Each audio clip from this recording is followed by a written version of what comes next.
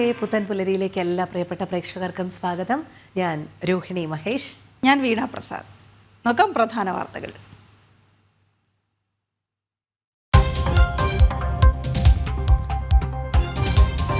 ശിവരാത്രി പുണ്യം നുകർന്ന് ഭക്തർ. ആലുവ മണപ്പുറത്ത് ബലിതർപ്പണം തുടരുന്നു.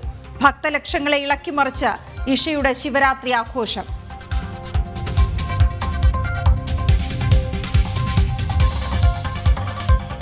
ശതകോടി പുണ്യം നുകർന്ന് മഹാകുംഭമേളയ്ക്ക് പരിസമാപ്തി. ശിവരാത്രി ദിനത്തിലെ പുണ്യസ്നാനത്തിൽ പങ്കെടുത്ത ഭക്തലക്ഷങ്ങൾ.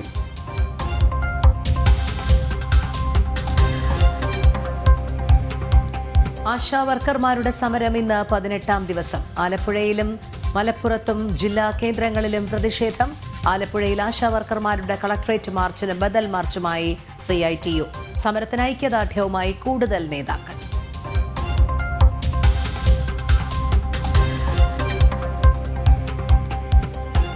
മത്സ്യത്തൊഴിലാളികളെ മറന്ന് സംസ്ഥാന സർക്കാർ. വിവിധ പദ്ധതികൾക്കായി വകയിരുത്തിയ 90 കോടിയോളം രൂപ വെട്ടിക്കുറച്ചു. 8 പദ്ധതികൾക്ക് വകയിരുത്തിയിരുന്ന തുക പൂർണ്ണമായും വെട്ടിക്കുറച്ചെന്നും നിയമസഭയിൽ ഫിഷറീസ് മന്ത്രിയുടെ കുറ്റസമ്മതം. ജനം ബ്രേക്കിംഗ്.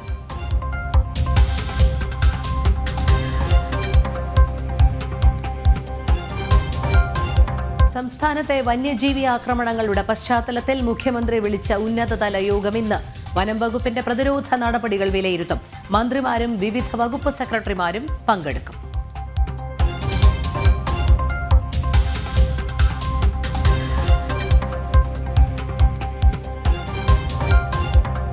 വെഞ്ഞാറമൂട് കൂട്ടക്കുരുതിയുടെ കാരണം തേടി പോലീസ്. ചികിത്സയിലുള്ള അമ്മ ഷെമിയുടെ മൊഴി ഇന്നെടുക്കും. ഷെമിയുടെ ആരോഗ്യനില തൃപ്തികരമെന്ന് ഡോക്ടർമാർ.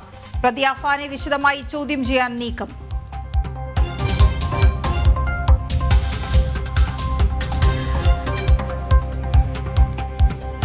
ഗാസയിൽ ബന്ദി കൈമാറ്റം തുടരുന്നു. 4 ബന്ദികളുടെ മൃതദേഹങ്ങൾ കൂടി ഹമാസ് റെഡ് ക്രോസിന് കൈമാറി. 600 പലസ്തീൻ ബന്ദികളെ വിട്ടയക്കാൻ ഇസ്രായേൽ. വെടിനിർത്തൽ കരാർ അവസാനിക്കുന്നത് ശനിയാഴ്ച.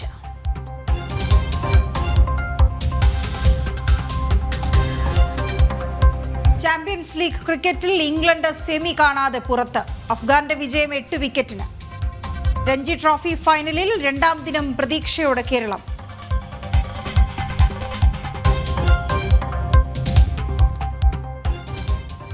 ശിവരാത്രി പുണ്യം നുകർന്ന്.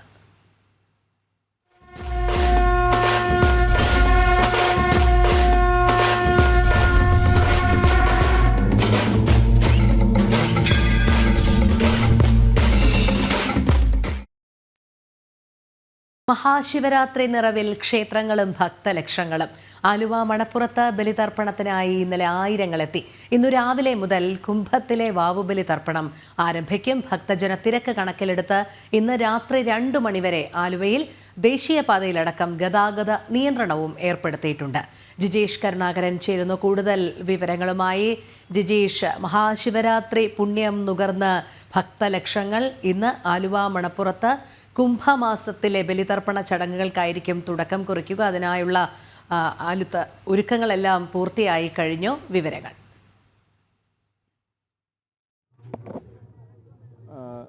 രോഹിണി, ഇവിടെ പിതൃതർപ്പണ ചടങ്ങുകൾ ഇന്നലെ വൈകുന്നേരം ആരംഭിച്ച ശിവരാത്രി ചടങ്ങുകളോടനുബന്ധിച്ച് പിതൃതർപ്പണ ചടങ്ങുകൾ തന്നെയാണ് ഇപ്പോൾ നടന്നുകൊണ്ടിരിക്കുന്നത്. വിവിധ ഭാഗങ്ങളിൽ നിന്നായി 10,000-കണക്കിന് ആളുകൾ ആണ് ഈ ആലുവ മണപ്പുറത്തേക്ക് ഒഴുകി എത്തിയിട്ടുള്ളത്. അവരെ സംബന്ധിച്ചെല്ലാം തന്നെ ഒരു പുണ്യകർമ്മത്തിൻ്റെ ഭാഗമായി മാറുന്നു എന്നത് തന്നെയാണ് അതിലേറ്റവും പ്രധാനം. ആ ചടങ്ങുകൾ നമുക്കിപ്പോൾ കാണാം. തെക്കോട്ട് തിരിഞ്ഞിരിഞ്ഞ് നാക്കിലെ വെച്ച് ഇലയിൽ ദർഭപ്പുല്ല് വെച്ച് അതിലേക്ക് പിതൃപരമ്പരകളെ സങ്കല്പിച്ച് ആവാഹിച്ച് അവർക്ക് അന്നവും എള്ളും വെള്ളവും പുഷ്പവും എല്ലാം ചേർത്ത് മന്ത്രസഹിതം സമർപ്പിക്കുന്ന ആ ചടങ്ങുകൾ തന്നെയാണ് ഇപ്പോൾ കാണാൻ കഴിയുന്നത്. മന്ത്രങ്ങൾ ചൊല്ലി ആ ഒരു ചടങ്ങിന് കാർമ്മികർ നേതൃത്വം നൽകുകയും ചെയ്യുന്നു.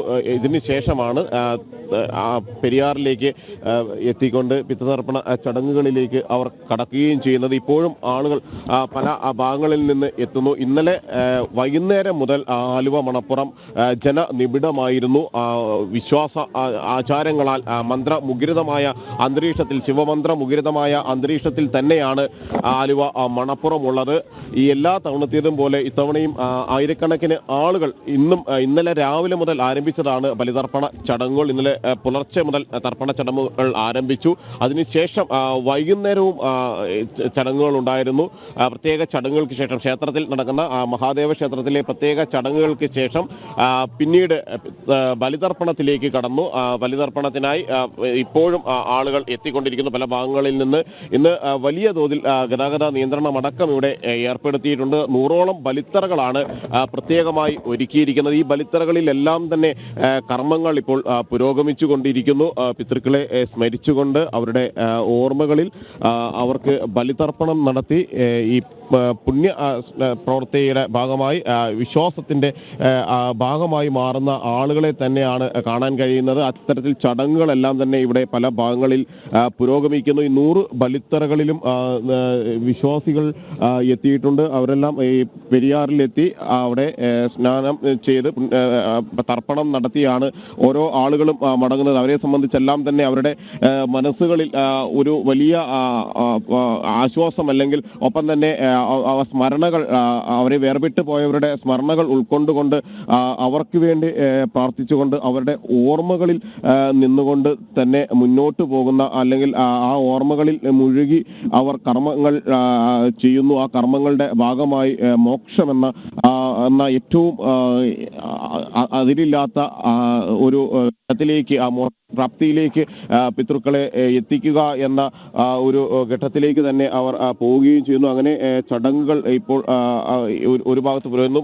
മറുഭാഗത്ത് ക്ഷേത്രത്തിൽ പ്രത്യേക ചടങ്ങുകളാണ് ഇന്ന് സംഘടിപ്പിച്ചിരിക്കുന്നത്. ആ ക്ഷേത്രത്തിലെ പ്രത്യേക ചടങ്ങുകൾ ഇപ്പോൾ പുരോഗമിക്കുകയും ചെയ്യുകയാണ്. പല ഭാഗങ്ങളിൽ നിന്ന് ആളുകൾ എത്തുന്നു. ഒപ്പം തന്നെയാണ് അദ്വൈതാശ്രമത്തിലും ബലി തർപ്പണ ചടങ്ങുകൾ നടക്കുന്നുണ്ട്. ഇതിനോട് ചേർന്ന് തന്നെയുള്ള അദ്വൈതാശ്രമത്തിലും തർപ്പണ ചടങ്ങുകൾ ശിവസ്തോത്ര മന്ത്രങ്ങളാൽ മുഖരിതമാണ്. ആലുവ മണപ്പുറം ബലിത്തറകൾ നിറഞ്ഞിരിക്കുന്നു എല്ലായിടത്തും.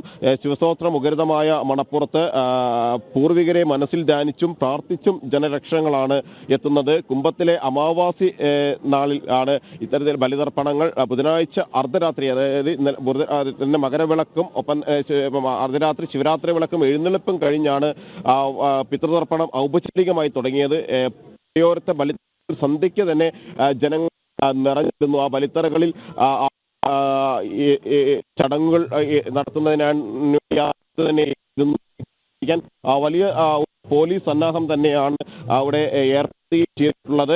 നടപ്പാലത്തിലും തോട്ടക്കാട്ടുകര പറവൂർക്കവല റോഡുകളിലും എല്ലാം തന്നെ തിങ്ങി നിറഞ്ഞ ഒരു ആൾക്കൂട്ടത്തെ തന്നെയാണ് ഈ ഒരു സമയങ്ങളിലെല്ലാം തന്നെ കാണാൻ കഴിയുന്നത്. 100-ലധികം ബലിത്തറകൾ നേരത്തെ തന്നെ ഒരുക്കിയിരുന്നു. ആ ബലിത്തറകളിൽ എല്ലാം ചടങ്ങുകൾ ഇപ്പോൾ പൂർത്തിയായിക്കൊണ്ടിരിക്കുന്നു, നടന്നുകൊണ്ടിരിക്കുന്നു. മഹാദേവ ക്ഷേത്രത്തിൽ ലക്ഷാർച്ചനയും ദീപാരാധനയും തൊഴാനും വലിയ ഒരു തിരക്ക് തന്നെയാണ് അനുഭവപ്പെട്ടുകൊണ്ടിരിക്കുന്നത്. അവരെല്ലാം തന്നെ ഒരു വിശ്വാസത്തിന്റെ ഭാഗമായി വലിയ അർപ്പിച്ച് ഈ ഒരു അവസ്ഥ എന്ന് വെച്ചാൽ നമ്മളെ സംബന്ധിച്ചിടത്തോളം ഈ ശിവരാത്രി മണപ്പുറത്ത് എല്ലാ തവണ എത്താറുള്ളതാണോ? എത്താറുള്ളതാണ്. എന്താണ് ഒരു അനുഭവം നമ്മുടെ ഈ ഒരു ഇതിന്റെ ഭാഗമായി മാറുമ്പോൾ, തർപ്പണത്തിന്റെ ഭാഗമായി മാറുമ്പോൾ? അനുഭവമൊന്നുമില്ല, എല്ലാ വർഷവും ഇടാറുണ്ട്. അതേപോലെ എല്ലാ തവണ വരാറുള്ളതാണ്. എവിടുന്നാ വരുന്നത്? തർപ്പണ ചടങ്ങുകളൊക്കെ നടത്തി കഴിഞ്ഞോ? നടത്തിക്കൊണ്ടിരിക്കുകയാണ്. എപ്പോഴാണ് വന്നത്? രാവിലെ എത്തിയതാണ് അല്ലേ? വേറെ എല്ലാവരും ഉണ്ടോ? ഹസ്ബൻഡും അമ്മ ആങ്ങളൊക്കെ സ്ഥിരമായിട്ട് വരാറുള്ളത് തന്നെയാണോ? ഇത്തരത്തിൽ എല്ലാ വർഷവും എത്തി ഇവിടെ തർപ്പണ ചടങ്ങുകളുടെ ഭാഗമായി മാറുന്ന ആളുകളുണ്ട്. തർപ്പണം ചെയ്തു കഴിഞ്ഞോ? എവിടുന്നാ വരുന്നത്? എന്താണ് ഇപ്പോൾ ഈ ഒരു പ്രവൃത്തിയുടെ ഭാഗമായി, അല്ലെങ്കിൽ ബലിതർപ്പണ ചടങ്ങുകളുടെ ഭാഗമായി മാറുമ്പോൾ നമുക്കുണ്ടാകുന്ന ഒരു മാനസികമായ, കാരണം പിതൃക്കളെ സ്മരിക്കാൻ കിട്ടുന്ന ഒരു ഘട്ടത്തിലൂടെയാണ്, അവരുടെ ഓർമ്മകളിലൂടെയാണ് കടന്നു പോകുന്നത്. ആത്മതൃപ്തിയായിട്ട് നമ്മൾ ബലിതർപ്പണം കഴിയുമ്പോൾ നമ്മുടെ പിതൃക്കളുടെ മോശം കിട്ടാൻ വേണ്ടി നമുക്ക് കിട്ടിയെന്നുള്ളൊരു ഉറപ്പ് മണപ്പുറത്ത് വരുമ്പോൾ അങ്ങനെയൊക്കെ എല്ലാവരും ചടങ്ങുകളൊക്കെ ചെയ്ത് കഴിഞ്ഞു. ഇനിയിപ്പോ അമ്പലത്തിലേക്ക് അങ്ങോട്ട് പോകണം. അമ്പലത്തിലേക്കുള്ള ദർശനം വലിയിട്ട് ബലിതർപ്പണം ചെയ്തോ? സ്ഥിരമായി വരാറുള്ളതാണോ?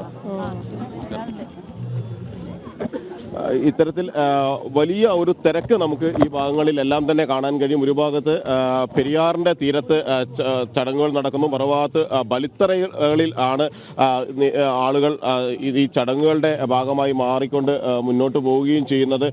മാത്രമല്ല ഈ പാലത്തിലെല്ലാം തന്നെ ആലുവ മണപ്പുറത്തേക്ക് എത്തുന്ന പാലത്തിലേക്കെല്ലാം തന്നെ ജനങ്ങൾ ഒഴുകി നീങ്ങുന്ന ഒരു കാഴ്ച തന്നെയാണ് കാണിക്കുന്നത്.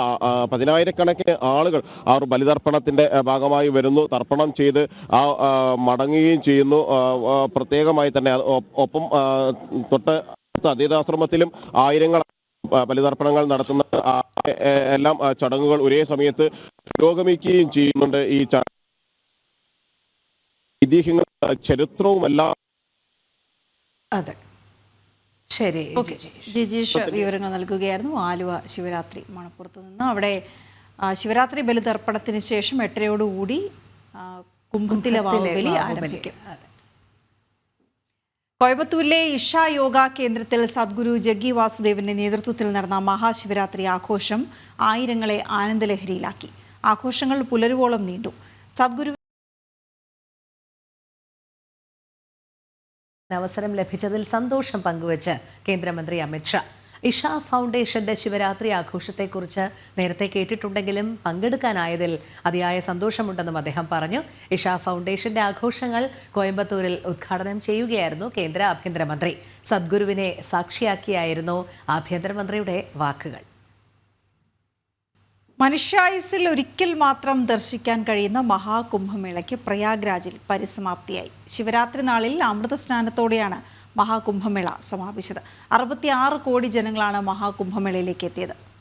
ഗൗതം അനന്തനാരായണൻ വിവരങ്ങളുമായി ചേരുന്നുണ്ട്. ഗൗതം, ഈ ലോകത്തെ തന്നെ ഏറ്റവും അധികം ഭക്തലക്ഷങ്ങൾ എത്തിച്ചേരുന്ന ഇടം എന്ന രീതിയിൽ തന്നെ മാറിക്കഴിഞ്ഞു ഈ കുംഭമേള. മഹാകുംഭമേള ഇത്തവണ പരിസമാപ്തിയാകുമ്പോൾ വലിയ ആനന്ദമാണ്, നിർവൃതിയാണ് അവിടെ വന്നവർക്കും അത് സംഘടിപ്പിച്ചവർക്കും ഒക്കെ ഉണ്ടാകുന്നത്. ഇന്നലെ ഈ പുണ്യസ്നാനം, അവസാനത്തെ പുണ്യസ്നാനവും കഴിഞ്ഞ ആളുകൾ മടങ്ങുമ്പോൾ എത്രത്തോളം ആളുകൾ വന്നുപോയി എന്ന കണക്ക് വിവരങ്ങൾ.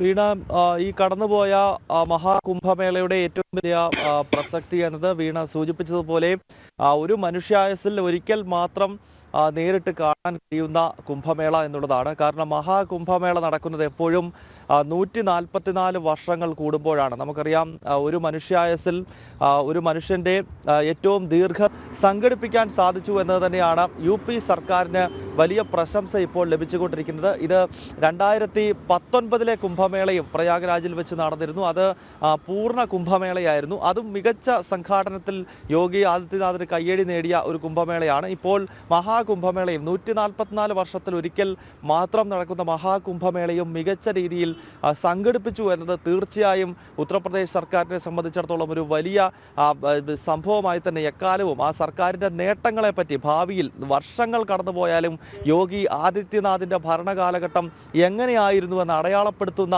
ഒരു കുംഭമേള തന്നെയാണ് കടന്നു പോകുന്നത്. കാരണം ലോകത്ത് മറ്റൊരു രാജ്യത്തിനും ഒരു നഗരത്തിൽ ഇങ്ങനെ ഒരു സമ്മേളനം സംഘടിപ്പിക്കാൻ കഴിയുമെന്ന് നമുക്ക് കരുതുക അസാധ്യമാണ്. കാരണം 66 കോടി ജനങ്ങൾ എത്തുകയാണ്. അങ്ങനെ വരുമ്പോൾ ഓരോ ദിവസവും കോടിക്കണക്കിന് ആളുകൾ ഈ പറയുന്ന നഗരിയിലേക്ക്, ഈ പ്രയാഗ്രാജ് എന്ന് പറയുന്ന ഒരു നഗരം കേന്ദ്രീകൃതമായി ഒരു നദിയുടെ തീരത്തേക്ക് എത്തുകയാണ്. സ്വാഭാവികമായും ഈ രാജ്യത്തിൻ്റെ ജനസംഖ്യയുടെ പകുതി തന്നെ 142 കോടി ജനങ്ങളാണ് ഭാരതത്തിലുള്ളത്. ആ 142 കോടിയിൽ ഏതാണ്ട് 66 കോടിക്ക് മുകളിൽ ആളുകൾ ഇതിനകം തന്നെ മഹാകുംഭമേളയിൽ സ്നാനം ചെയ്തു എന്ന് പറയുമ്പോൾ തീർച്ചയായും ഒരു മഹത്തായ രാഷ്ട്രത്തിൻ്റെ ജനസംഖ്യയുടെ പകുതി അവിടേക്ക് സ്നാനത്തിനായി എത്തുന്നു. അതും ഒരു നഗരം കേന്ദ്രീകരിച്ചുകൊണ്ട് മാത്രമാണ് ഈ ഒരു മഹാകുംഭമേള നടക്കുന്നത്. ലോകത്തിലെ ഏറ്റവും വലിയ സമ്മേളനമാണ്. ലോകത്തിലെ ഏറ്റവും അധികം ജനങ്ങൾ ഒത്തുകൂടുന്ന ആ സമ്മേളനം, തീർത്ഥസ്നാനം, അതാണ് മഹാകുംഭമേളയുടെ പ്രസക്തി. അപ്പോൾ ഒരു നഗരത്തിൽ മാത്രമായി ഈ ഒരു വലിയ ജനസാഗരത്തെ കൊണ്ടുവന്ന് അവർക്ക് സ്നാനം ചെയ്ത് അവർക്ക് തിരിച്ച് സുരക്ഷിതമായി അവരുടെ ഗ്രഹങ്ങളിലേക്ക് മടങ്ങാൻ കഴിയുന്ന രീതിയിലുള്ള വലിയ സംഘാടനം കൊണ്ട് ഈ കുംഭമേള ചരിത്രത്തിൻ്റെ ഭാഗമാണ് എന്ന കാര്യത്തിൽ യാതൊരു സംശയവുമില്ല. അതിനാൽ വർഷങ്ങളും കാലവും എത്ര കടന്നുപോയാലും യോഗി ആദിത്യനാഥിന്റെ ഭരണകാലത്ത് നടന്നിട്ടുള്ള ഈ മഹാകുംഭമേള അതിന്റെ സംഘാടനം കൊണ്ടും, മഹാകുംഭമേളകളും അർദ്ധകുംഭമേളകളും പൂർണ്ണ കുംഭമേളകളും എല്ലാം ചരിത്രത്തിന്റെ ഭാഗമാണെങ്കിലും ഈ കുംഭമേള അതിന്റെ സംഘാടനം കൊണ്ടും ചരിത്രത്തിന്റെ ഭാഗമാകുന്നുവെന്ന് വേണം വിശേഷിപ്പിക്കാൻ. വീണ. ഓക്കെ, ശരി ഗൗതം. ചരിത്രത്തിന്റെ ഭാഗമായി മാറിയ മഹാകുംഭമേളയ്ക്ക് പരിസമാപ്തിയായിരിക്കുന്നു.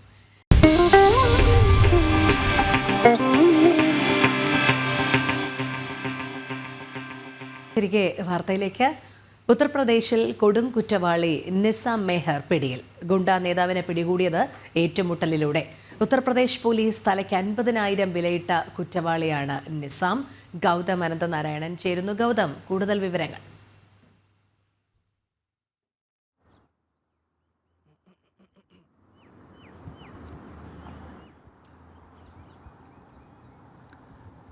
രോഹിണി, ഈ നിസാം മെഹർ ഒരു കൊടും കുറ്റവാളിയാണ്. ഉത്തർപ്രദേശിലെ ഗൗതം ബുദ്ധ നഗർ കേന്ദ്രീകരിച്ചുകൊണ്ട് ഗുണ്ടാ പ്രവർത്തനം നടത്തുന്ന ഇയാൾ ബാഗ്പത് സ്വദേശിയാണ്.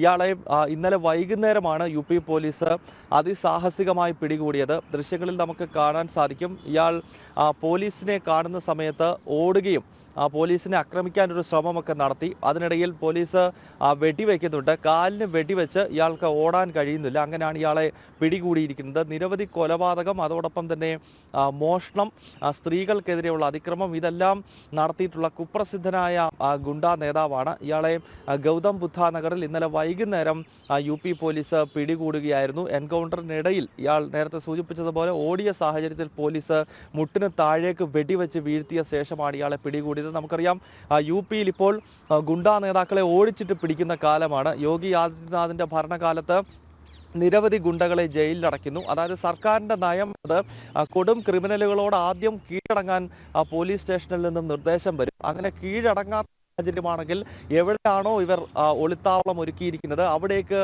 UP പോലീസിന്റെ സ്പെഷ്യൽ ടാസ്ക് ഫോഴ്സുകൾ എത്തുകയും ഇവരെ അവിടെ വെച്ച് പിടികൂടുകയും ചെയ്യുന്നതാണ് ഇപ്പോഴത്തെ UP പോലീസിന്റെ ശൈലി എന്നത്. അതിനാൽ കാലത്ത് ഏറ്റവും അധികം ഗുണ്ടകൾ അഴിഞ്ഞാടിയിരുന്ന, അല്ലെങ്കിൽ ഗുണ്ടാക്രമണങ്ങൾ പതിവായിരുന്ന ഉത്തർപ്രദേശിൽ ഇപ്പോൾ ഗുണ്ടാ സംഘർഷങ്ങൾ കേട്ടുകേൾവി പോലും ഇല്ലാത്ത സാഹചര്യമാണ്. കാരണം പ്രധാനപ്പെട്ട ക്രിമിനലുകളെ എല്ലാം ജയിലിലടയ്ക്കുകയോ അതല്ലെങ്കിൽ എൻകൗണ്ടറിലൂടെ വധിക്കുകയോ ചെയ്തു കഴിഞ്ഞിരിക്കുന്നു. അതിന്റെ ഏറ്റവും അവസാന ഉദാഹരണമാണ് ഈ നിസാം മെഹറിനെ ഓടിച്ചിട്ട് UP പിടികൂടിയിരിക്കുന്ന ഈ ദൃശ്യം. ഇത് ഡൽഹിയോട് തന്നെ ചേർന്നുള്ള നോയിഡയ്ക്ക് അടുത്താണ് ഈ ഗൗതം ബുദ്ധ നഗർ. അവിടെ വെച്ചാണ് ഇയാളെ പോലീസ് പിടികൂടിയത്. ഇന്നലെ വൈകിട്ടാണ് ഈ ഏറ്റുമുട്ടലും സംഭവം നടക്കുന്നതെങ്കിലും ഇന്ന് രാവിലെ ഇപ്പോഴാണ് UP പോലീസ് ഇത് സംബന്ധിച്ചുള്ള ദൃശ്യങ്ങളും അതോടൊപ്പം തന്നെ വാർത്തയും പുറത്തുവിടുന്നത്.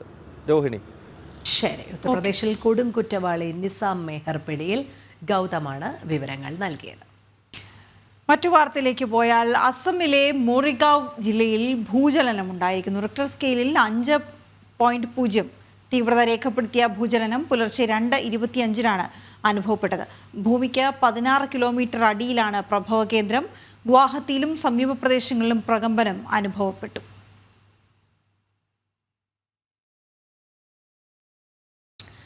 ജനം ഡിബേറ്റിലെ പരാമർശത്തിൽ റിമാൻഡിൽ കഴിയുന്ന PC ജോർജ് നൽകിയ ജാമ്യാപേക്ഷ ഇന്ന് കോടതി പരിഗണിക്കും. ഈരാറ്റുപേട്ട മജിസ്ട്രേറ്റ് കോടതിയിലാണ് PC ജോർജ് വീണ്ടും ജാമ്യ ഹർജി നൽകിയത്. അതേസമയം PC ജോർജ് ഇപ്പോഴും മെഡിക്കൽ കോളേജിൽ തീവ്ര പരിചരണ വിഭാഗത്തിൽ നിരീക്ഷണത്തിൽ തുടരുകയാണ്. മിഥുൻ അയ്യപ്പൻ ചേരുന്നു. മിഥുൻ, PCയുടെ ജാമ്യാപേക്ഷ ഇന്ന് കോടതി വീണ്ടും പരിഗണിക്കും. അതോടൊപ്പം അദ്ദേഹം ഇപ്പോഴും തീവ്രപരിചരണ വിഭാഗത്തിൽ ചികിത്സയിലും തുടരുകയാണ്. മറ്റ് വിശദാംശങ്ങൾ. ഇന്ന് 11 മണിയോടെയാണ് ഈരാറ്റുപേട്ട മജിസ്ട്രേറ്റ് കോടതിയിൽ ഇത്തരത്തിൽ PC ജോർജിന്റെ കേസ് വീണ്ടും എത്തുന്നത്. ഈ കോടതിയിൽ തന്നെയാണ് ഹാജരാവുകയും ചെയ്തിരുന്നത് നേരത്തെ PC ജോർജ്. ഇന്ന് 11 മണിയോടുകൂടി കേസ് പരിഗണിക്കുമെന്നാണ്. നേരത്തെ ഹാജരായ സമയത്ത് തന്നെ ഇത്തരത്തിൽ ഇവിടെ ജാമ്യത്തിന് വേണ്ടി ശ്രമിച്ചിരുന്നെങ്കിലും അത് തള്ളുകയാണ് ഉണ്ടായിരുന്നത്. പക്ഷേ ഇപ്പോഴത്തെ സാഹചര്യം അത് വ്യത്യസ്തമാണ്. പ്രത്യേകിച്ച് PCയുടെ ആരോഗ്യനില സംബന്ധിച്ചൊക്കെ വലിയ പ്രശ്നങ്ങൾ നേരിടുന്ന ഒരു സാഹചര്യം നിലനിൽക്കുന്നുണ്ട്. മാത്രമല്ല റിമാൻഡിൽ ആയതിനു ശേഷമുള്ള ആദ്യത്തെ ജാമ്യം നൽകുന്നതുമായി ബന്ധപ്പെട്ട നടപടി കൂടിയാണ്. ഇതോടകം പോലീസിനോടും റിപ്പോർട്ട് കോടതി ആവശ്യപ്പെട്ടിട്ടുണ്ട്. ആ റിപ്പോർട്ടും ഇന്ന് രാവിലെ കോടതിക്ക് മുമ്പിലെത്തും. ഈ റിപ്പോർട്ട് കൂടി പരിഗണിച്ചതിന് ശേഷം മാത്രമായിരിക്കും ഇതുമായി ബന്ധപ്പെട്ട ഒരു നടപടിയിലേക്ക് കോടതി എത്തുക. പ്രത്യേകിച്ച് പിന്നെ ആരോഗ്യ പ്രശ്നങ്ങൾ കൂടി പരിഗണിക്കുന്ന വിദഗ്ധ സംഘത്തിന്റെ റിപ്പോർട്ട് കൂടി കോടതി പരിഗണിക്കുന്നുണ്ട്. എടുത്തു പറയേണ്ട ഒരു കാര്യം എന്ന് പറയുന്നത് ഇത് സംബന്ധിച്ച അന്വേഷണം മൊഴി ആദ്യഘട്ടത്തിൽ രേഖപ്പെടുത്തിയിട്ടുണ്ട് എന്നുള്ളതാണ്. കാര്യം കസ്റ്റഡിയിൽ ഉണ്ടായിരുന്നത് വെറും 4 മണിക്കൂർ മാത്രമാണ് പോലീസിനെ കസ്റ്റഡിയിൽ ലഭിച്ചിട്ടുള്ളത്. ഇതിനകം തന്നെ ഇതുമായി ബന്ധപ്പെട്ട മൊഴി പോലീസിന് രേഖപ്പെടുത്തിയിട്ടുണ്ട്. ഈ മൊഴിയിൽ PC ജോർജ് പറഞ്ഞിരിക്കുന്നത് ഇത് ചാനൽ ചർച്ചയ്ക്കിടെ പ്രകോപിപ്പിച്ചതിനെ തുടർന്നുണ്ടായ ഒരു നാക്കുപിഴയാണ് സംഭവിച്ചത്. അത് മാത്രമല്ല ഇത് സംഭവിച്ചതിന് തൊട്ട് പിന്നാലെ തന്നെ താൻ ഖേദം പ്രകടിപ്പിക്കുകയും ചെയ്തിരുന്നു. അതുകൊണ്ട് തന്നെ ഇത്തരത്തിലുള്ള ഒരു മൊഴിയാണ് പാലാ ഡിവൈഎസ്പിക്ക് PC ജോർജ് നൽകിയിട്ടുള്ളത്. ഒപ്പം തന്നെ ഈ ചാനൽ ചർച്ചയിൽ പങ്കെടുക്കുന്നതിന് വേണ്ടി ഉപയോഗിച്ചിരുന്ന ലാപ്ടോപ്പും പോലീസ് പിടിച്ചെടുത്തിട്ടുണ്ട്. ഇതാണ് ഈ കേസുമായി ബന്ധപ്പെട്ട് അന്വേഷണവുമായി ബന്ധപ്പെട്ട് നടന്നിട്ടുള്ള ഒരു പുരോഗതി എന്ന് പറയുന്നത്. ഒപ്പം തന്നെ ഈ ഹാജരായ ദിവസം 3 തവണയാണ് PC ജോർജിനെ ഇത്തരത്തിൽ വിവിധ ആശുപത്രിയിൽ എത്തിച്ച് ആരോഗ്യ പരിശോധന നടത്തിയത്, വൈദ്യ പരിശോധന നടത്തിയത്. ഇതിൽ ഈ പ്രധാനമായും ECG വേരിയേഷനും ഉയർന്ന രക്തസമ്മർദ്ദവും എല്ലാമാണ് PC ജോർജിന്റെ ആരോഗ്യത്തിന് വെല്ലുവിളിയായി നിന്നിരുന്നത്. ഒപ്പം തന്നെ പ്രമേഹത്തെ തുടർന്നുണ്ടായ ഒരു അനാരോഗ്യ ഇദ്ദേഹത്തിന്റെ അലട്ടുന്നുണ്ടായിരുന്നു. ഇതേ തുടർന്നാണ് കോട്ടയം മെഡിക്കൽ കോളേജ് ആശുപത്രിയിലേക്ക് മാറ്റിയത്. അവിടുത്തെ വിദഗ്ധ സംഘം പരിശോധനയ്ക്ക് ശേഷം ICUവിലേക്ക് മാറ്റാനും നിർദ്ദേശിക്കുകയായിരുന്നു. ഇപ്പോൾ ആരോഗ്യനില തൃപ്തികരമാണ് എന്നുള്ള ഒരു റിപ്പോർട്ടാണ് ആശുപത്രിയിൽ നിന്ന് ലഭിക്കുന്നതെങ്കിലും ആശുപത്രി വിടാനുള്ള ഒരു സമയമായിട്ടില്ല എന്നുള്ളതാണ് ഡോക്ടർമാർ നൽകുന്ന വിവരം. അതുകൊണ്ട് തന്നെ ഇക്കാര്യങ്ങളെല്ലാം പരിഗണിച്ചുകൊണ്ടായിരിക്കും PC ജോർജിനെ ഇന്നത്തെ ജാമ്യം നൽകുന്നതുമായി ബന്ധപ്പെട്ട നടപടിയിലേക്ക് കോടതി നീങ്ങുക. ഓക്കെ, ശരി.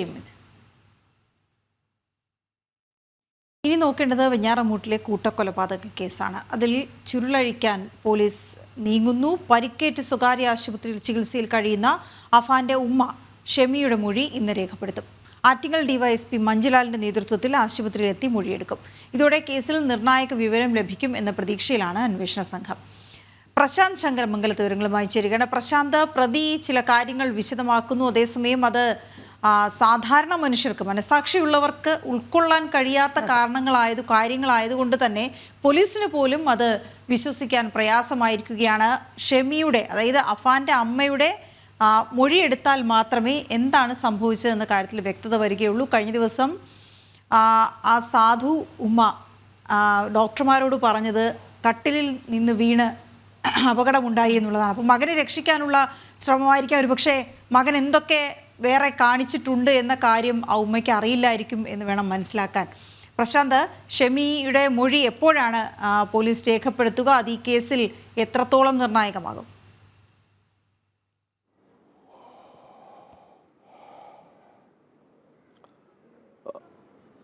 വീണ, അതിലേക്ക് വരാം. അതായത് ഈ കേസിന്റെ തുടക്കത്തിൽ മുതൽ ഒരു വലിയ ദുരൂഹതയാണ് ഉണ്ടായത്. അതിൽ നമുക്ക് ഏറ്റവും അതിനകത്ത് ഈ കൊലപാതകങ്ങളെല്ലാം നയിച്ചപ്പോഴും അതിൽ ആ കൊലപാതകത്തിൽ കാമുകിയായിരുന്ന ഫർസാന്റെ കൊലപാതകം എങ്ങനെയാണ് നടത്തിയതെന്ന ഒരു കാര്യം വലിയ ആശങ്കയുണ്ടായത്. കാരണം എന്തിനാണ് അവളെ കൊന്നത് എന്നത്, അതാണ് ഇപ്പോൾ പോലീസിന്റെ ഭാഗത്തൊരു കണ്ടെത്തൽ കൂടി വന്നിരിക്കുന്നത്. അതായത് ഇതുമായി ബന്ധപ്പെട്ട് ഫർസാനയുടെ മാലയും ഈ അഹാൻ പണയം വെച്ചിരുന്നു എന്നൊരു വിവരമാണ് ഇപ്പോൾ വരുന്നത്. ആ പണയം വെച്ചിട്ട് ഒരു മുക്കുപണ്ടം തിരിച്ച് നൽകുകയും ചെയ്തു. ഇവൾ ഈ പണയം പണയം വെച്ച മാലയെക്കുറിച്ച് പലതവണ ചോദിച്ചിരുന്നു. ആ ചോദിച്ചതിന് ശേഷമാണ് ഇത്തരത്തിലൊരു മുക്കുപണ്ടം നൽകിയതടക്കമുള്ള കാര്യങ്ങളും വരുന്നുണ്ട്.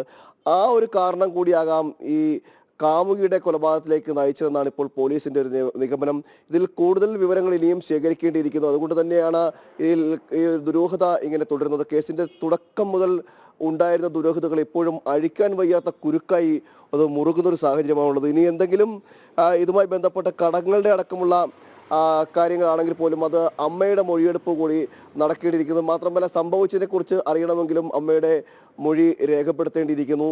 അതുകൊണ്ട് തന്നെയാണ് വിശദമായൊരു മൊഴി രേഖപ്പെടുത്തുന്നതിൻ്റെ ഭാഗമായിട്ട് ഈ അമ്മയുടെ മൊഴിയെടുപ്പിലേക്ക് പോലീസ് തിരിയുന്നത്. ആറ്റിങ്ങൽ ഡിവൈഎസ്പി മഞ്ജുലാലിന്റെ നേതൃത്വത്തിലൊരു സംഘം ഇന്ന് മൊഴിയെടുക്കുമെന്നാണ് അറിയാൻ കഴിയുന്നത്. ഈ കൂട്ടക്കൊലയ്ക്ക് കാരണം കടബാധ്യത എന്ന് നേരത്തെ തന്നെ പോലീസ് കണ്ടെത്തിയിരുന്നു. അതോടൊപ്പം തന്നെയാണ് ഇപ്പോൾ ഈ കാമുകിയുടെ മാലയടക്കം പണയം വെച്ചിരുന്നു എന്നൊരു വിവരം കൂടി പോലീസിന് ലഭിക്കുന്നത്. മാത്രമല്ല ഇനി നേരത്തെ ഈ അഹാന ചോദ്യം ചെയ്തതുമായി ബന്ധപ്പെട്ട ചില കാര്യങ്ങൾ കടം ഉണ്ടായിരുന്നു എന്നടക്കമുള്ള കാര്യങ്ങൾ പറയുകയും ചെയ്തു. എന്നാൽ അതൊരു മുഖവിലക്കെടുക്കുവാൻ പോലീസ് ഇതുവരെ തയ്യാറാകുന്നതുമില്ല. അതുകൊണ്ട് തന്നെ കൂടുതൽ വിവരങ്ങൾ എന്തെങ്കിലും ഈ കടം ആയി ബന്ധപ്പെട്ട എന്തെങ്കിലും കൂടുതൽ വിവരങ്ങൾ അറിയണമെങ്കിലോ അല്ലെങ്കിൽ അത്തരത്തിൽ ഉള്ള എന്താണ് സംഭവിച്ചതെന്ന് ഇതിനു മുമ്പ് ഈ മറ്റ് സ്ഥലങ്ങളിൽ പോയി കൊലപാതകം നടക്കുന്നതിനെല്ലാം മുമ്പ് രാവിലെ എന്താണ് അവിടെ സംഭവിച്ചതെന്നും അമ്മയോട് തർക്കമുണ്ടാകാനുള്ള കാരണം എന്താണെന്നും പിന്നീട് അമ്മയെ അതിലൂടെ അമ്മയെ മർദ്ദിക്കുന്നതിലേക്ക് ചെന്നെത്താനുള്ള കാരണം എന്താണെന്നടക്കമുള്ള കാര്യങ്ങളിൽ ഒരു വ്യക്തത വരേണ്ടിയിരിക്കുന്നു. ആ വ്യക്തത വരണമെങ്കിൽ അത് കൂടുതലായിട്ട് ഈ ഉമ്മയെ തന്നെ ചോദ്യം ചെയ്യണം. അതുകൊണ്ട് തന്നെയാണ് പോലീസ് അതിനുള്ള നീക്കങ്ങൾ കൂടി ആരംഭിച്ചിരിക്കുന്നത്. ഇപ്പോൾ സ്വകാര്യ ആശുപത്രിയിൽ ചികിത്സയിൽ കഴിയുന്ന ഉമ്മയുടെ ആരോഗ്യനിലയിൽ നേരിയ പുരോഗതി ഉണ്ടെന്നാണ് ഇപ്പോൾ മനസ്സിലാക്കുന്നത്. അതിന്റെ കൂടി അടിസ്ഥാനത്തിലാണ് കഴിഞ്ഞ ദിവസവും ചോദ്യം ചെയ്യൽ ഈ മൊഴിയെടുപ്പുമായി ബന്ധപ്പെട്ട് ചെന്നത് പോലീസ്. തുടർ മൊഴിയെടുക്കുന്ന നിലയിലാണ് ഇനിയും ഇത്തരത്തിൽ പോലീസ് നീങ്ങുന്നത്. കൂടുതൽ വിവരങ്ങൾ വിശദാംശങ്ങളൊക്കെ ചോദിച്ചറിയേണ്ടിയിരിക്കുന്നു. അത് ചോദിച്ചറിഞ്ഞതിന് ശേഷം മാത്രമേ ഇതിൽ എന്താണ് സംഭവിച്ചത് എന്നടക്കമുള്ള കാര്യങ്ങളിൽ ഒരു വ്യക്തത വരാൻ സാധിക്കുകയുള്ളൂ. എന്നാൽ നേരത്തെ തന്നെ നമുക്കറിയാം പിതാവ് ഇതുമായി ബന്ധപ്പെട്ടത് ഇത്തരത്തിലുള്ള സാമ്പത്തിക പ്രതിസന്ധിയുടെ പേരിൽ മകനോട് വീട്ടാനോ അല്ലെങ്കിൽ മകനിത് വീട്ടണമെന്നടക്കമുള്ള കാര്യങ്ങളിൽ ഒന്നും പിതാവ് പറഞ്ഞിട്ടില്ല എന്നാണ് അറിയാൻ കഴിയുന്നത്. എന്നാൽ പിന്നെന്തുകൊണ്ട് ഇത്തരം സാഹചര്യങ്ങളിലേക്ക് നയിച്ചതു എന്നടക്കമുള്ള കാര്യങ്ങളിലാണ് ഇനി കൂടുതൽ വ്യക്തത വരേണ്ടിയിരിക്കുന്നത്. കൊലപാതകം നടന്നത് മുതൽ തന്നെ പോലീസിനെ കുഴയ്ക്കുന്ന ഒരുപാട് ചോദ്യങ്ങളുണ്ടായിരുന്നു. ഇതെങ്ങനെ സംഭവിച്ചു, അല്ലെങ്കിൽ ഈ 3 സ്ഥലങ്ങളിലായി നടക്കുന്ന 5 കൊലപാതകങ്ങൾ അതിലേക്കും കണക്ട് ചെയ്യാൻ കഴിയാത്തൊരു സാഹചര്യം പോലീസിന് നേരത്തെ ഉണ്ടായിരുന്നു. അതുകൊണ്ടൊക്കെ തന്നെയാണ് കൂടുതൽ വിശദാംശങ്ങളായിട്ട് ഇനി എന്തെങ്കിലും ഇതുമായി ബന്ധപ്പെട്ടൊരു വിശദാംശം ലഭിക്കണമെങ്കിൽ അത് ഈ ചികിത്സയിൽ കഴിയുന്ന ഉമ്മയിൽ നിന്ന് മാത്രമാണ്. അതിന് മുൻപ് നടന്ന കാര്യങ്ങളടക്കം, അതായത് സംഭവത്തിന് മുമ്പ് നടന്ന കാര്യങ്ങളടക്കം വിശദമായ രീതിയിലൊരു വിവരം ലഭിച്ചെങ്കിൽ മാത്രമേ ഇതിനൊരു പുരോഗതി എന്ന നിലയിൽ നമുക്ക് പറയാം ഈ കേസിന്റെ ഒരു മുന്നോട്ട് പോക്ക് അല്ലെങ്കിൽ ഒരു പുരോഗതിയിലേക്ക് എത്തുവാൻ പോലീസിന് സാധിക്കുകയുള്ളൂ. അതുകൊണ്ട് തന്നെയാണ് ഈ ആറ്റിങ്ങൽ ഡിവൈഎസ്പിയുടെ നേതൃത്വത്തിലുള്ളൊരു സംഘം മൊഴിയെടുക്കാനായിട്ട് പോലീസ് മൊഴിയെടുക്കാൻ ഒരുങ്ങുന്നത്. അതോടൊപ്പം തന്നെയാണ് ഇത്തരത്തിലുള്ള കുറച്ച് വിശദാംശങ്ങൾ കൂടി പോലീസിന് ലഭിച്ചുകൊണ്ടിരിക്കുന്നത്.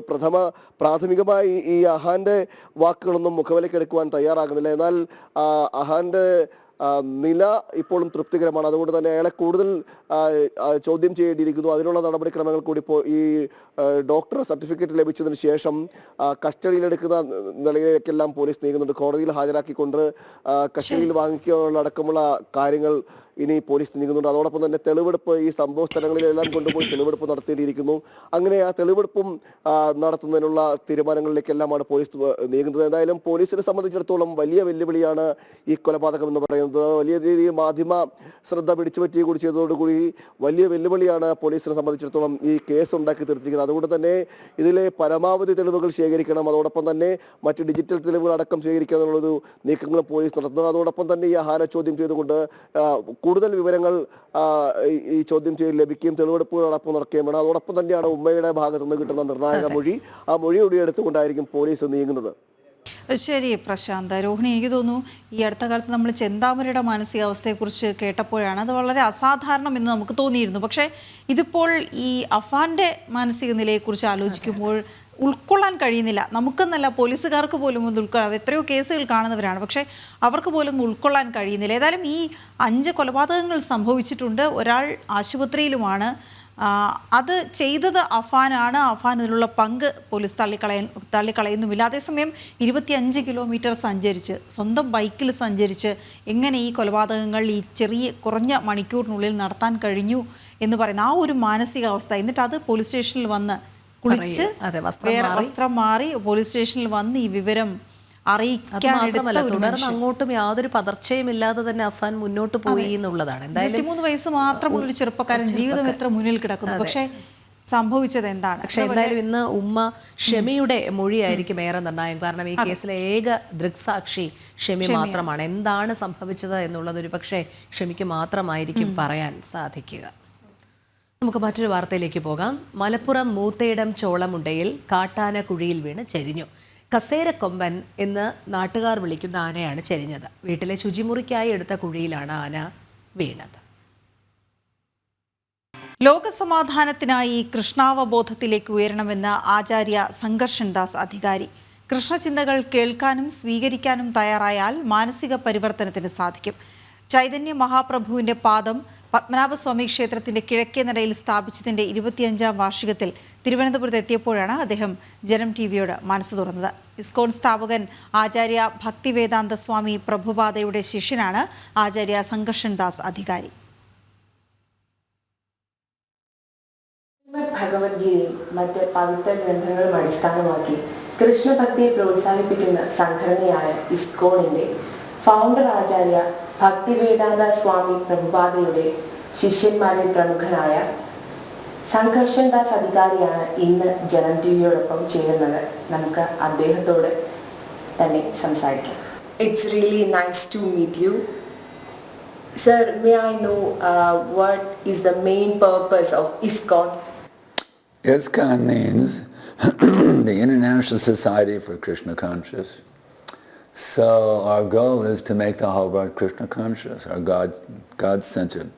The whole world right now is suffering to a lack. God is not a God-centered world anymore, and because of that it's fragmented, there's so many problems. We put God back in the center, then the whole world will become peaceful and happy. The United Nations have tried to bring peace. They're not successful because they're not based on God. If we bring Krishna God back to the center, the whole world will become peaceful and happy. Do you really think the peace is in this world exactly what you want to do to the world? Our goal is actually, right now this material world is not our actual home. We have all fallen from the spiritual world because we wanted to try to enjoy separately from Krishna or God. So we want to teach everyone how to go back to their original home in the spiritual world. Right now everyone is suffering here in the cycle of birth and death. So we want to teach everybody how to get back to their original home in the spiritual world so they can achieve unlimited happiness. Do you really think Kerala has proceeded in that while ISKCON maintaining the ISKCON theme, the peace that we want to be delivered to the world? Do I really think that ISKCON can do that? If they're willing to hear from us and learn from us, we can liberate everyone in this world. We can make the whole world into a paradise if they're willing to hear from us. The trouble is they don't want to hear from us. They want to hear from the rascal politicians and the movie stars and all the bogus scientists. They don't want to hear from us. That's the problem. If they will hear from us, if they're willing to hear what we're saying, we can liberate the whole world from anxiety. They just hear from us. Most probably the ISKCON has its center in US and it's most vulnerable in Kerala. Do you think Kerala can achieve more in the base of ISKCON? Our headquarters is actually in West Bengal in Mayapur. That's our world headquarters. And if the people of Kerala will take this very seriously, understand they must make Kerala a God-centered state. If they do that, this study of Kerala can become the most ideal place in the whole world. So, may I know the purpose of your visit in Kerala? I want to awaken your Krishna consciousness. You actually are a Krishna conscious being, but you've forgotten it. See, you originally in the pastimes of the Lord in the spiritual world, but you fell down to try and enjoy separately. So one of my purposes, I want to liberate you from this material existence. And all the listeners too. I want to bring all of you back to your original identities that you once had in the spiritual world before you tried to enjoy separately from the Lord. I want to liberate all these people in Kerala, bring them back to home, back to Godhead. So that's the main purpose of your visit? Absolutely. You all are suffering here due to a lack of Krishna consciousness, so I want to make all of you Krishna conscious. So do you really think we will succeed in that? If you will simply hear submissively, I can liberate everybody in this whole state. The trouble is you don't want to hear from me. That's the problem. That's your problem. You don't want to hear from me. You want to just hear from all the, Bollywood or whatever. You don't want to hear from me. But if these people will hear from me submissively, I can liberate this whole state from its anxieties and all its problems. I can solve every problem you're having. Social, economic, political, health, every problem I can solve if you're willing to hear from me. Do you visit the Padmanabha Swami temple? But today we're going for a special, this is a place where Lord Chaitanya came 500 years ago.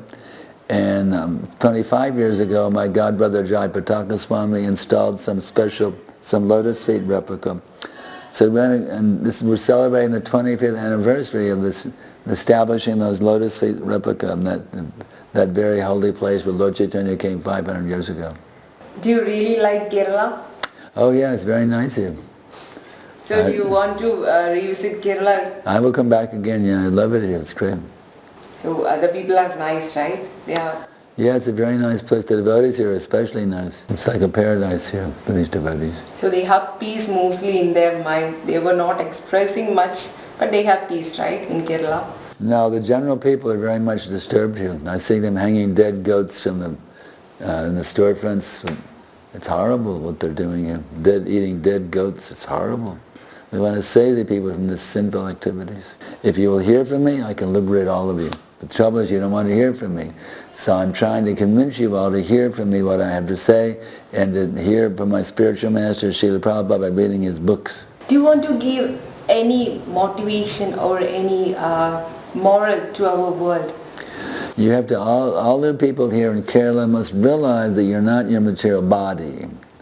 You're actually a spiritual being, qualitatively one with the Supreme Lord. You're actually the servants of the Supreme Lord. So come back to your original spiritual identity by surrendering yourself to the lotus feet of the Supreme Lord. I want you all to do that. I'm begging you all to hear from me. I will train you how to do that if you just listen to me. അപ്പോൾ നമ്മൾ അദ്ദേഹത്തിൻ്റെ വാക്കുകൾ ശ്രമിച്ചിരിക്കുകയാണ്. കേരളം എന്ന് പറയുന്ന ഒരു സംസ്ഥാനത്ത് സമാധാനവും ശാന്തിയും വേണം. അതിനു വേണ്ടിയിട്ടാണ് അദ്ദേഹം വന്നിരിക്കുന്നത്. അത് ഈ ലോകത്തിലുള്ള എല്ലാവർക്കും കിട്ടണം. അത് ലഭിക്കാൻ വേണ്ടി അദ്ദേഹത്തിൻ്റെ വാക്കുകൾ എല്ലാവരും തന്നെ ശ്രമിക്കണം എന്നുകൂടി അദ്ദേഹം പറയുന്നുണ്ട്. കൃഷ്ണഭക്തി ഒരുപാട് പ്രോത്സാഹിപ്പിക്കുന്ന ഒരു വ്യക്തിയാണ് അദ്ദേഹം. അദ്ദേഹത്തിൻ്റെ വാക്കുകൾ ശ്രമിച്ചപ്പോൾ നമുക്ക് ഒരുപാട് സന്തോഷവും സമാധാനവും ഒക്കെ ലഭിക്കുന്നതെന്നാണ്. ക്യാമറാമാൻ നീതിനോടൊപ്പം ശ്രീനന്ദ, ജനം, തിരുവനന്തപുരം. സെക്രട്ടേറിയറ്റിന് മുന്നിലെ രാപ്പകൽ സമരം കടുപ്പിക്കാൻ ഒരുങ്ങിയ ആശാവർക്കർമാർ. ഇന്ന് ആലപ്പുഴ, മലപ്പുറം ജില്ലകളിലും നാളെ കൊല്ലം, കോഴിക്കോട് ജില്ലകളിലും കളക്ട്രേറ്റ് ഉപരോധിക്കും. അതേസമയം CITU ആശാവർക്കേഴ്സ് യൂണിയന്റെ നേതൃത്വത്തിലും ഇതേ സമയത്ത് ബദൽ സമരം സംഘടിപ്പിക്കുന്നുണ്ട്. കൂടുതൽ വിവരങ്ങളുമായി തിരുവനന്തപുരത്ത് നിന്ന് പ്രശാന്ത് ശങ്കരമംഗലവും ആലപ്പുഴയിൽ നിന്ന് നിഷ ദിലീപും ചേരുന്നു. ആദ്യം നമുക്ക് ആലപ്പുഴയിലേക്ക് പോകാം. നിഷ, നമുക്കറിയാം ആശാവർക്കർമാരുടെ സമരം വലിയ രീതിയിൽ തന്നെ ശ്രദ്ധയാകർഷിച്ചൊരു സംഭവമാണ്. അതുമാത്രമല്ല, അവർ സമരം കടുപ്പിക്കാൻ ഒരുങ്ങി തന്നെയാണ് മുന്നോട്ട് പോകുന്നത്. ഇന്ന് കളക്ട്രേറ്റ് ഉപരോധമടക്കമുള്ള സമര മാർഗങ്ങൾ സ്വീകരിക്കുമെന്നാണ് അറിയാൻ കഴിയുന്നത്. ആലപ്പുഴയിൽ ഏത് രീതിയിലാണ് ആശാവർക്കർമാരുടെ സമരം മുന്നോട്ട് പോകുന്നത്?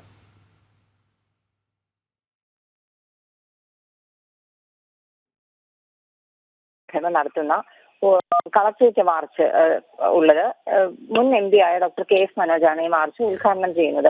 ഇവർ നേരത്തെ തീരുമാനിച്ചിരുന്ന മാർച്ചാണ്. സംസ്ഥാന സെക്രട്ടേറിയറ്റിന് മുന്നിൽ നടക്കുന്ന സമരത്തിന്റെ ഭാഗമായി ജില്ലയിലേക്ക് പ്രതിഷേധങ്ങൾ വ്യാപിപ്പിക്കുന്നതിന്റെ ഭാഗമായി ആദ്യം മാർച്ച് നടത്താനിരുന്ന ഒരു ജില്ലയാണ് ആലപ്പുഴ. അങ്ങനെ ആലപ്പുഴയിൽ ഇന്ന് ആണ് ഇവർ നടത്തുന്ന കളക്ട്രേറ്റ് മാർച്ച്. ഈ സമയത്ത് തന്നെ ഇന്നലെ നമ്മൾ വാർത്ത നൽകിയിരുന്നു, ഈ സമരത്തിൽ അല്ലെങ്കിൽ കളക്ട്രേറ്റ് മാർച്ചിൽ പങ്കെടുക്കാൻ ആശമാർ പോകരുത് എന്ന് ആശാ വർക്കേഴ്സ് യൂണിയൻ CITU വിഭാഗത്തിൽപ്പെട്ട ഗ്രൂപ്പിൽ ഇന്നലെ ശബ്ദ സന്ദേശങ്ങൾ വന്നു. ഗ്രൂപ്പ് അഡ്മിന്മാരായിരുന്നു ഈ സന്ദേശങ്ങൾ നൽകിയത്. ഈ സമരത്തിൽ പങ്കെടുക്കാൻ ആരെങ്കിലും വിളിച്ചാൽ പോകരുതെന്ന കർശന നിർദ്ദേശവും താക്കീതും, ഒപ്പം പോവുകയാണെങ്കിൽ യൂണിയനിൽ നിന്ന് രാജിവെച്ചു പോകണം എന്നതടക്കമുള്ള താക്കീതും ഭീഷണിയും ഒക്കെ ആയിരുന്നു ഈ ശബ്ദ സന്ദേശങ്ങളിൽ ഉണ്ടായിരുന്നത്. മാത്രമല്ല, ആരെങ്കിലും വിളിച്ചാൽ നിങ്ങൾ സ്ഥലത്തില്ല എന്ന് പറഞ്ഞ് ഒഴിഞ്ഞു മാറണം, ഒരു തരത്തിലും മാർച്ചിൽ പങ്കെടുക്കരുത്, മാർച്ച് പൊളിക്കാനുള്ള ഒരു ഉദ്ദേശത്തോടു കൂടി തന്നെയായിരുന്നു ഈ ശബ്ദ സന്ദേശം വാട്സപ്പ് ഗ്രൂപ്പുകളിൽ, CITUവിന്റെ യൂണിയനുള്ള ഗ്രൂപ്പുകളിൽ ഈ ശബ്ദ സന്ദേശം വന്നത്. പക്ഷേ ഇത് പുറത്തായതോടെ, ഈ വാർത്താ മാധ്യമങ്ങൾ നൽകിയതോടുകൂടി ഇതിന് ബദൽ സംവിധാനം, അതായത് ഏത് വിധേനയും ഈ ആശമാർ നടത്തുന്ന കളക്ട്രേറ്റ് മാർച്ച്, ആലപ്പുഴ കളക്ട്രേറ്റിലേക്ക് നടത്തുന്ന മാർച്ച് പൊളിക്കാനായി ഈ സമയത്ത് തന്നെ ബദൽ ഒരു മാർച്ച് ബദൽ സമരം തീരുമാനിച്ചിരിക്കുകയായിരുന്നു CITU. പെട്ടെന്ന് തന്നെ ഒരു തട്ടിക്കൂട്ട് സമരമാണ് സംഘടിപ്പിച്ചത്. CITUവിന്റെ സംസ്ഥാന നേതാവായ PP ചിത്തരഞ്ജൻ, ആലപ്പുഴ MLA ആണ്, PP ചിത്തരഞ്ജനാണ് ഈ ബദൽ സമരം എന്ന് പറയുന്നത് ഉദ്ഘാടനം ചെയ്യുന്നത്. അത് നടത്തുന്നത് ആശമാർ ആലപ്പുഴ കളക്ടറേറ്റിലേക്ക് മാർച്ച് നടത്തുമ്പോൾ CITU ആശാ വർക്കേഴ്സ് യൂണിയൻ എന്ന പേരിൽ പാസ്പോർട്ട് ഓഫീസിന് മുന്നിലേക്കാണ് മാർച്ച് സംഘടിപ്പിക്കുന്നത്. കളക്ടറേറ്റും പാസ്പോർട്ട് ഓഫീസും തമ്മിൽ വെറും 250 മീറ്ററോളം ദൂരം മാത്രമാണുള്ളത്. ഈ മാർച്ചിൽ ഏത് വിധേനയും ആശാ വർക്കർമാർ നടത്തുന്ന അവരുടെ ആവശ്യങ്ങൾ നേടിയെടുക്കാൻ ആശാ വർക്കർമാർ നടത്തുന്ന മാർച്ച് ഏത് വിധേനയും തകർക്കാനുള്ള ഒരു ശ്രമത്തിന്റെ ഭാഗമായാണ് ഇന്ന് ബദൽ സമരവും അല്ലെങ്കിൽ ബദൽ പ്രതിഷേധവും ഈ ഒരേ സമയത്ത് തന്നെ CPM സംഘടിപ്പിക്കുന്നത്. രോഹിണി. ഓക്കെ, പ്രശാന്ത് കൂടി ചേരുന്നുണ്ട് നമ്മോടൊപ്പം. പ്രശാന്ത്, ഈ ജില്ലാ കേന്ദ്രങ്ങളിലെ ഉപരോധം സംഘടിപ്പിക്കുമ്പോൾ സത്യത്തിലൊരു സന്ദേശം കൂടിയാണ് നൽകുന്നത്. അതായത് ഈർക്കിൽ സംഘടന 4, 5, 10 പേര് മാത്രമേ ഉള്ളൂ എന്നൊക്കെയുള്ള ആക്ഷേപങ്ങൾ തന്നെ ഉന്നയിക്കപ്പെടുകയുണ്ടായി. അതിനൊക്കെ ഉള്ളൊരു മറുപടിയായി കൂടി കാണാം ഈ ജില്ലാ കേന്ദ്രങ്ങളിൽ ഇന്ന് ആശാ വർക്കർമാർ സംഘടിപ്പിക്കുന്ന പ്രതിഷേധ സ്വരം. വിവരങ്ങൾ.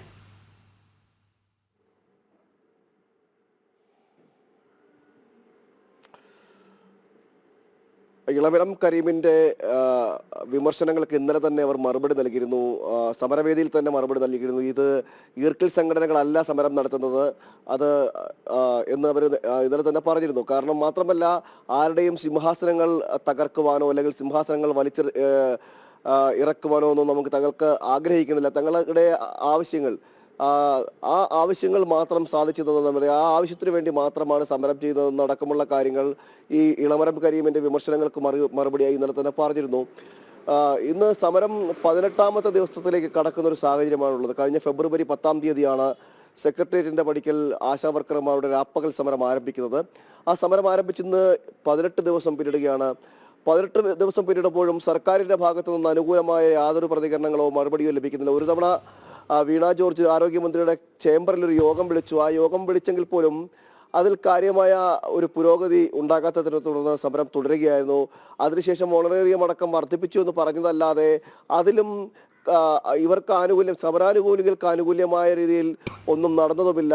ഇതിന്റെ പശ്ചാത്തലത്തിൽ മാത്രമല്ല, തുടർന്ന് ഈ സമരത്തെ തകർക്കുക എന്ന നിലയിലേക്ക് സർക്കാരിന്റെ ഭാഗത്തു നിന്ന് കേസുകളടക്കം എടുത്തുകൊണ്ടൊരു നടപടി ഉണ്ടായിരുന്നു. ഈ സമരത്തിൽ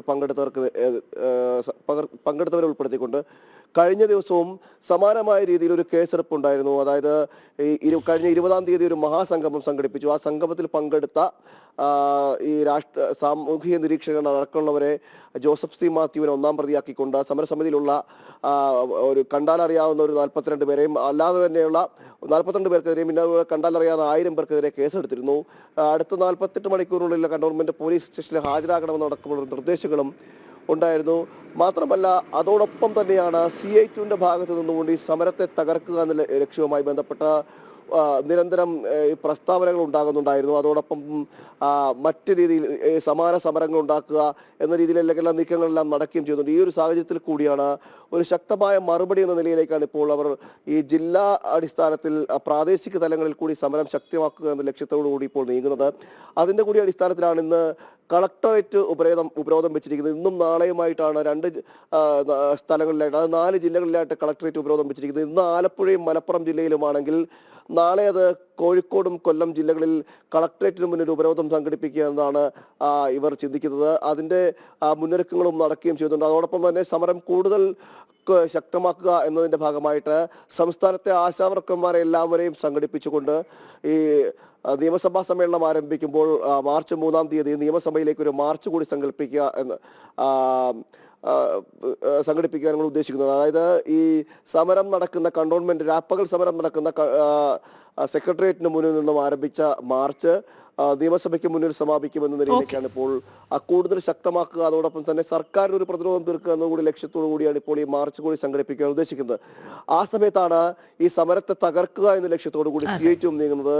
സമാനമായ സമരങ്ങൾ, അതായത് ഈ ആശാ വർക്കർമാരുടെ CITU യൂണിയൻ സമാനമായ ഒരു സമരം എടുത്തുകൊണ്ട് ഈ സമരം നടത്തിക്കൊണ്ട് ചില ആനുകൂല്യങ്ങൾ സർക്കാരിൽ നിന്ന് വാങ്ങിച്ചുകൊണ്ട് നിങ്ങളല്ല സമരം നടത്തി, നിങ്ങളുടെ സമരത്തിനല്ല ഈ ആനുകൂല്യങ്ങൾ കിട്ടിയത്, ഞങ്ങൾ സമരരംഗത്ത് ഇറങ്ങിയതോടുകൂടിയാണ് ഇത്തരത്തിൽ ആനുകൂല്യങ്ങൾ ഉണ്ടാക്കിയെടുത്തത് എന്ന് വരുത്തി തീർക്കുവാനുള്ള ശ്രമം കൂടി CITUവിന്റെ ഭാഗത്തു കൂടി ഉണ്ടാകുന്നത്. അതാണ് ഈ സമാന സമരം ഈ ആലപ്പുഴയിലടക്കം ജില്ലാ കളക്ടറേറ്റ് ഉപരോധിക്കുമ്പോൾ സമാനമായ ഒരു സമരവുമായിട്ട് CITU രംഗത്തെ ഒരു സാഹചര്യം. കാരണം നമുക്കറിയാം സമരം ചെയ്യുമ്പോൾ CITU ചെയ്യണം അല്ലെങ്കിൽ അത് ഇടതുപക്ഷം ചെയ്യണമെന്നൊരു തിട്ടൂരം നേരത്തെ തന്നെ ഉള്ളതാണ്. അതുകൊണ്ട് തന്നെയാണ് ഈ സമരം ഈ ഇടതുപക്ഷത്തെയും അതോടൊപ്പം തന്നെ ഈ ആശാവർക്കർമാരുടെ സമരം ഇടതുപക്ഷത്തെയും CITUവിനെയും അടിമുടി ഉലയ്ക്കുന്ന ഒരു സാഹചര്യം കൂടിയുണ്ട്. അതുകൊണ്ട് തന്നെയാണ് സമരരംഗത്തേക്ക് CITUവിന്റെ ഭാഗത്തുള്ള ശരി, പ്രശാന്ത് വിവരങ്ങൾ നൽകുകയായിരുന്നു. നിശ്ചയം വിവരങ്ങൾ ചേർത്ത് വയ്ക്കുകയായിരുന്നു. ഇന്ന് വിവിധ ജില്ലാ കേന്ദ്രങ്ങളിൽ മാർച്ച് അടക്കം നടത്തിക്കൊണ്ടാണ്. അതേസമയം CITUവിന്റെ ബദൽ മാർച്ചുമുണ്ട്. എന്താകും നോക്കാം, ബലാബലം സംഭവിക്കുമോ എന്നൊക്കെ.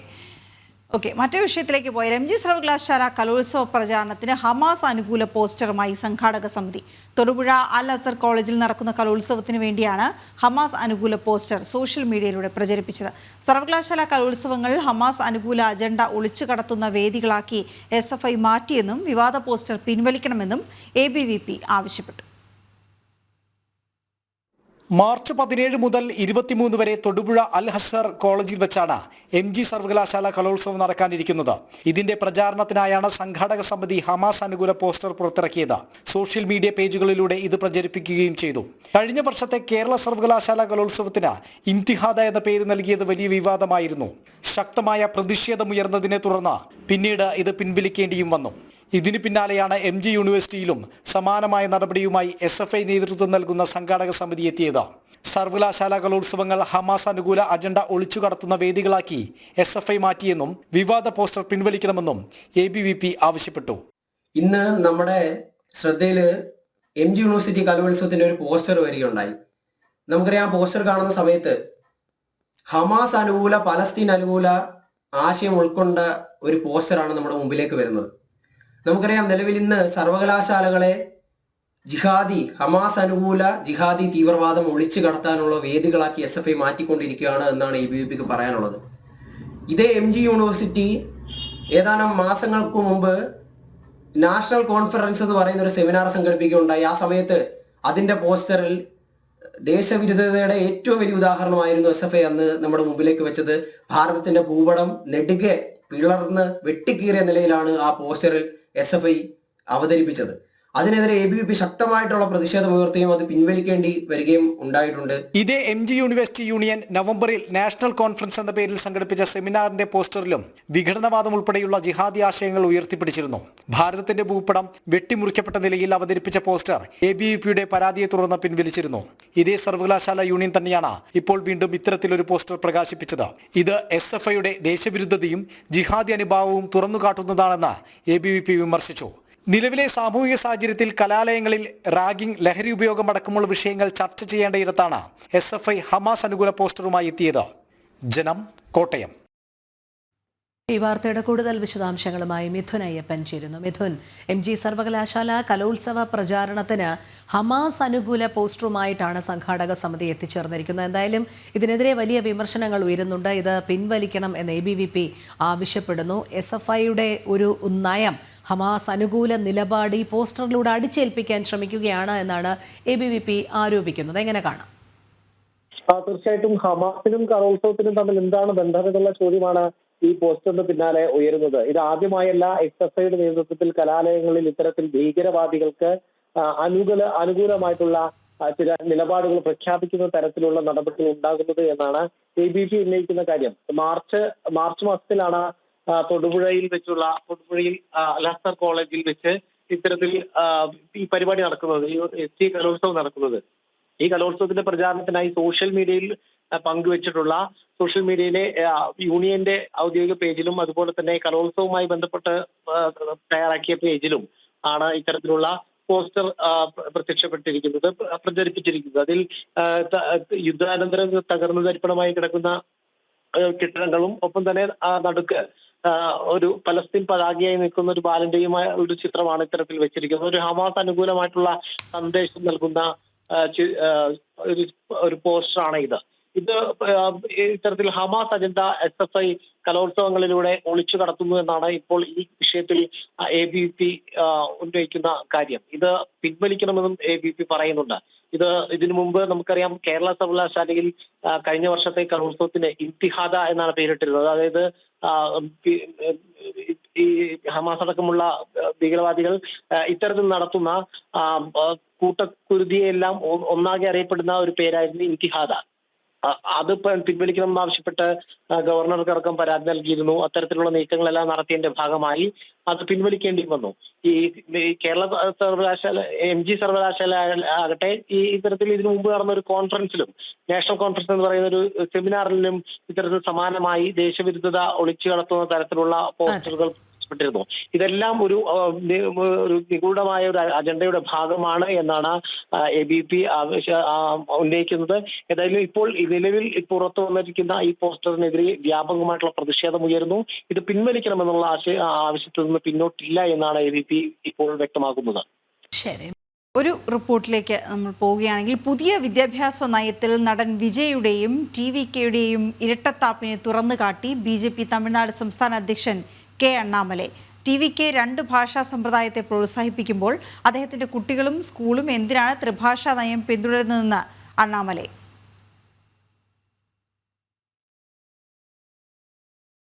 ஒரு சில பேருக்கு மட்டும் கொஞ்சம் எரிச்சல் வரத்தானே செய்யும். அது இருக்கும் தானே. என்னடா இவன் திடீர்னு ஒருத்த என்ட்ரி கொடுத்துட்டானே, இது வரைக்கும் நாம சொன்ன பொய்யெல்லாம் நம்பிக்கிட்டு மக்கள் நமக்கு ஓட்டு போட்டுக்கிட்டு இருந்தாங்களே. ஆனா இப்ப இவன் சொல்றதெல்லாம் பார்த்தா மக்கள் மனசுக்கு ரொம்ப நெருக்கமா வேற இருக்குது. அதுவே நமக்கு ஒரு பெரிய நெருக்கடியாகவும் இருக்குது.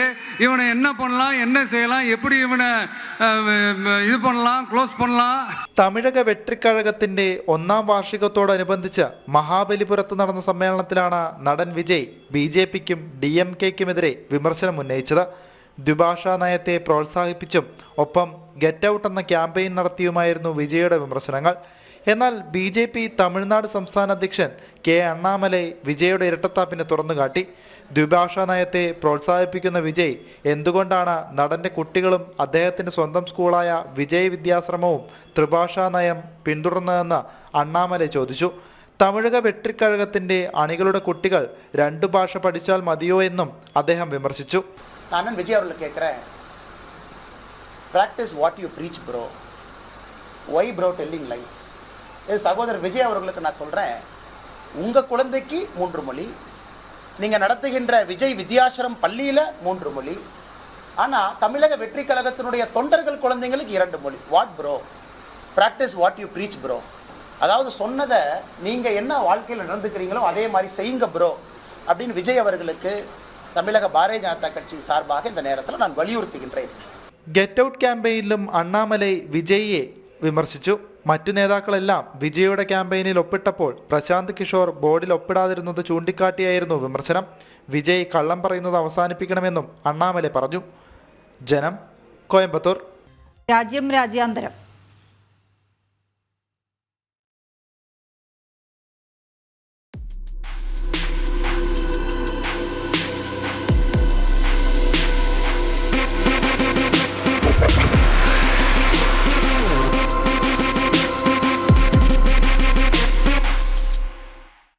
വഖഫ് ഭേദഗതി ബില്ലിന് കേന്ദ്രമന്ത്രിസഭയുടെ അംഗീകാരം. JPC മുന്നോട്ട് വച്ച ഭേദഗതികൾ അംഗീകരിച്ചുള്ള ബില്ലിനാണ് അംഗീകാരം. ബില്ല് ബജറ്റ് സമ്മേളനത്തിന്റെ 2ാം ഘട്ടത്തിൽ അവതരിപ്പിക്കും. ഗൗതം അനന്തനാരായണൻ ചേരുന്ന വിവരങ്ങളുമായി. ഗൗതം, എന്താണ് വിവരങ്ങൾ? കേന്ദ്രമന്ത്രിസഭ വഖഫ് ഭേദഗതി ബില്ല് അംഗീകരിച്ചതോടെ ഇനി നടപടികൾ?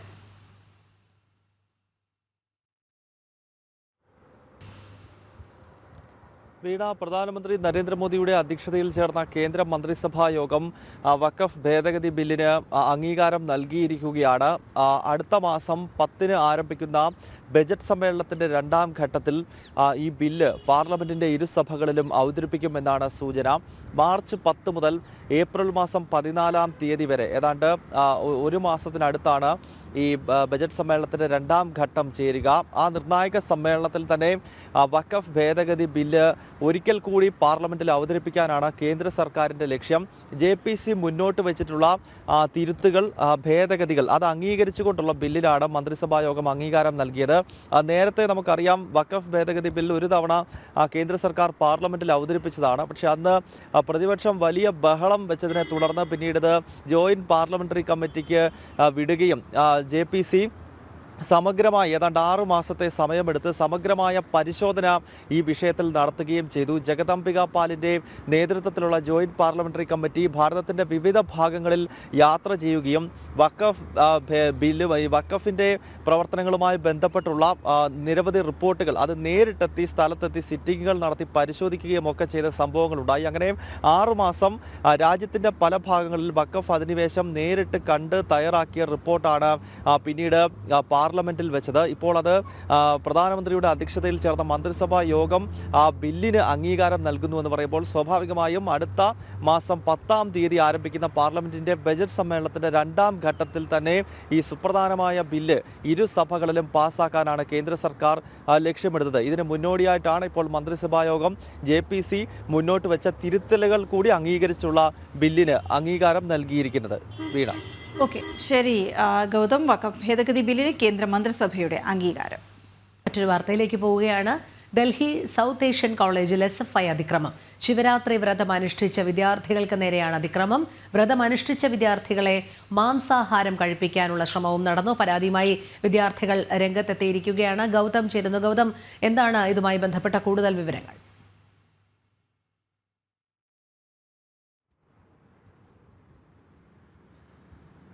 രോഹിണി, ഡൽഹി സൗത്ത് ഏഷ്യൻ കോളേജിലാണ് ഇത്തരമൊരു സംഭവം നടന്നിരിക്കുന്നത്. ഈ കോളേജിൽ നിരവധി വിദ്യാർത്ഥികൾ ശിവരാത്രി വ്രതം അനുഷ്ഠിക്കാൻ തീരുമാനിച്ചിരുന്നു. അങ്ങനെ ശിവരാത്രി വ്രതം ഇന്നലെ രാവിലെ മുതൽ അനുഷ്ഠിക്കുന്ന നിരവധി വിദ്യാർത്ഥികൾ, പ്രത്യേകിച്ച് ഇതിൽ കൂടുതലും പെൺകുട്ടികളായിരുന്നു. അങ്ങനെയുള്ള വിദ്യാർത്ഥികൾക്ക് മാംസാഹാരം കഴിക്കുവാൻ ഇവരെ ക്യാൻറ്റീനിൽ വെച്ച് SFIയുടെ പ്രവർത്തകർ നിർബന്ധിച്ചു എന്നതാണ് ഇപ്പോൾ വലിയ സംഘർഷത്തിന് വഴിവെച്ചിരിക്കുന്നത്. ഇതിൽ പരാതിയുമായി ഇപ്പോൾ നിരവധി വിദ്യാർത്ഥികളും അതോടൊപ്പം തന്നെ ABVP പോലെയുള്ള വിദ്യാർത്ഥി സംഘടനകളും രംഗത്തെത്തിയിട്ടുണ്ട്. ശിവരാത്രി ദിവസം ഈ ക്യാൻറ്റീനിൽ മാംസാഹാരം കൊടുക്കണോ വേണ്ടയോ എന്നത് സംബന്ധിച്ചൊരു തർക്കം ആദ്യം രൂപപ്പെട്ടു. അതിനുശേഷം പിന്നീട് ഈ മാംസാഹാരം അവിടെ വിതരണം ചെയ്തേ പറ്റൂ എന്ന രീതിയിൽ SFIയുടെ ചില നേതാക്കൾ അവിടെ എത്തി പ്രശ്നങ്ങൾ സൃഷ്ടിക്കുകയും ഈ വ്രതം ഇരിക്കുന്ന വിദ്യാർത്ഥികൾക്ക് മേൽ എന്തുകൊണ്ട് നിങ്ങൾക്ക് ഇത് കഴിച്ചുകൂടാ എന്ന രീതിയിൽ ആഘോഷിക്കുകയും ചെയ്തു എന്നതാണ് ഇപ്പോൾ പരാതിയിൽ എടുത്തു പറഞ്ഞിരിക്കുന്നത്. എന്തായാലും വ്യാപകമായ പ്രതിഷേധം SFIയുടെ ഈ ഒരു നടപടിക്കെതിരെ ത്തിനകത്ത് രൂപപ്പെട്ടിരിക്കുകയാണ്. കാരണം SFI ഇത്തരം പ്രവർത്തനങ്ങൾ കേരളം പോലുള്ള സംസ്ഥാനങ്ങളിൽ നമുക്കറിയാം തുടർച്ചയായി ഹിന്ദു വികാരത്തെ വ്രണപ്പെടുത്തുകയും ഹിന്ദു ആചാര പദ്ധതികളെ തുടർച്ചയായി അധിക്ഷേപിക്കുകയും ഒക്കെ ചെയ്തൊരു രീതി കേരളത്തിൽ SFI ഒരു ട്രെൻഡാക്കി മാറ്റാൻ ശ്രമിക്കുന്നുണ്ട്. അതിൻ്റെ ഒരു ആവർത്തനം ഇപ്പോൾ ഡൽഹിയിലെ ക്യാമ്പസുകളിൽ കൂടി പടർത്താനുള്ള ശ്രമം SFIയുടെ ഭാഗത്ത് നിന്ന് ഉണ്ടായി. അതിനെതിരെയാണ് ഇപ്പോൾ വ്യാപകമായ പ്രതിഷേധം ഉയർന്നിരിക്കുന്നത്. രോഹിണി. ഓക്കെ, ശരി ഗൗതം. ഡൽഹി സൗത്ത് ഏഷ്യൻ കോളേജിലാണ് SFIയുടെ അതിക്രമം.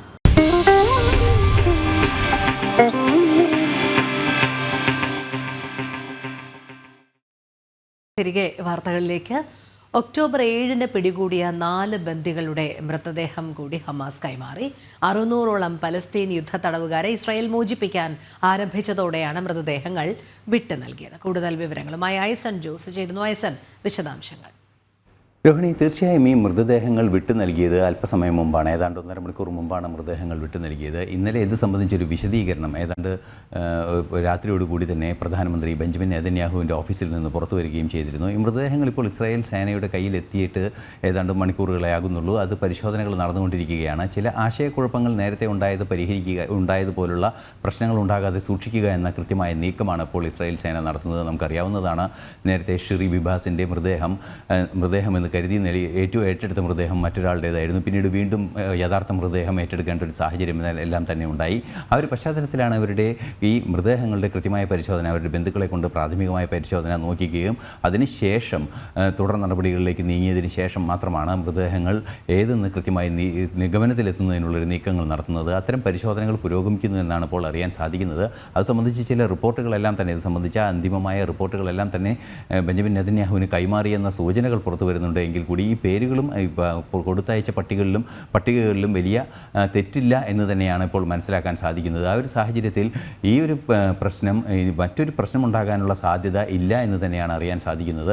സ്വാഭാവികമായും ഒരു വലിയ സങ്കീർണാവസ്ഥയിലേക്ക് ഇത് പോകാതിരിക്കാനുള്ളൊരു നീക്കമാണ് നടന്നുകൊണ്ടിരിക്കുന്നത്. മാത്രമല്ല ഇത്തരത്തിൽ മൃതദേഹങ്ങൾ വിട്ടുകൊടുക്കാനുള്ളൊരു അന്തിമ തീരുമാനത്തിലേക്ക് എത്താനുള്ള അടിസ്ഥാന കാരണം തന്നെ നേരത്തെ നമുക്കറിയാവുന്നതാണ്. കഴിഞ്ഞ ശനിയാഴ്ച മോചിപ്പിക്കുന്ന ബന്ദികളോടൊപ്പം തന്നെ പാലസ്തീൻ യുദ്ധ തടവുകാരെ ഇസ്രായേൽ മോചിപ്പിക്കേണ്ടതുണ്ടായിരുന്നു. 602ഓളം പേരെ മോചിപ്പിക്കേണ്ട സാഹചര്യമുണ്ടായിരുന്നു. ഇവരുടെ മോചനം കാലതാമസം വരുത്തുന്നതിനുള്ളൊരു നീക്കം ഇസ്രായേലിൻ്റെ ഭാഗത്തു നിന്നുണ്ടാവുകയും തുടർന്ന് ഇത്തരത്തിൽ മൃതദേഹങ്ങൾ വിട്ടുകിട്ടുന്നതിനുള്ള നീക്കങ്ങൾ നടത്തുകയും അതുപോലെ മറ്റ് സംവിധാനങ്ങൾ, അതായത് നേരത്തെ ഇതിനു മുൻപ് 2014 മുതൽ ബന്ദികളായി കഴിയുന്ന നിരവധി പേരുണ്ട്. അവരുടെ എല്ലാം തന്നെ എന്താണ് അവസ്ഥ എന്ന് കൃത്യമായി അറിയുന്ന 60ഓളം പേര് അത്തരത്തിലുണ്ട് എന്ന സൂചനകളും പുറത്തു വന്നിരുന്നു. അത് സംബന്ധിച്ച് എന്താണ് അവരുടെ നിലവിലെ അവസ്ഥ എന്നത് സംബന്ധിച്ച് കൃത്യമായൊരു മറുപടി വേണമെന്നുമാണ് ഇസ്രായേൽ ആവശ്യപ്പെട്ടത്.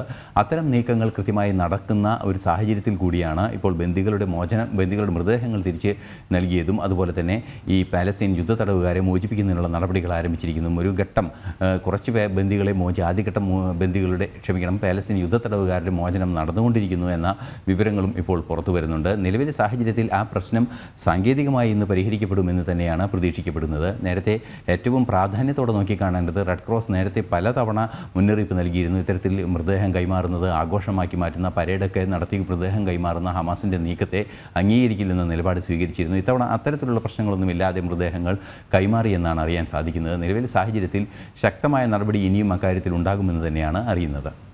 ഓക്കെ, ഐസർ, മറ്റൊരു വിഷയം കൂടി. സ്പേസ് എക്സ് ചാന്ദ്ര പര്യവേഷണ ദൗത്യം IM-2 വിക്ഷേപിച്ചു. ഫാൽക്കൺ 9 റോക്കറ്റിലായിരുന്നു വിക്ഷേപണം. മാർച്ച് 6 ദൗത്യത്തിന്റെ ലാൻഡർ അഥിന ചന്ദ്രപ്രതലത്തിൽ ഇറങ്ങും എന്നാണ് സൂചന. ചന്ദ്രന്റെ ദക്ഷിണ ധ്രുവത്തിലായിരിക്കും ലാൻഡിംഗ്. നിരവധി പരീക്ഷണങ്ങൾ ആണ് ദൗത്യം ചന്ദ്രനിൽ ആസൂത്രണം ചെയ്തിരിക്കുന്നത്. ഐസൻ, എന്തൊക്കെ പ്രധാനപ്പെട്ട ദൗത്യങ്ങളാണുള്ളത്?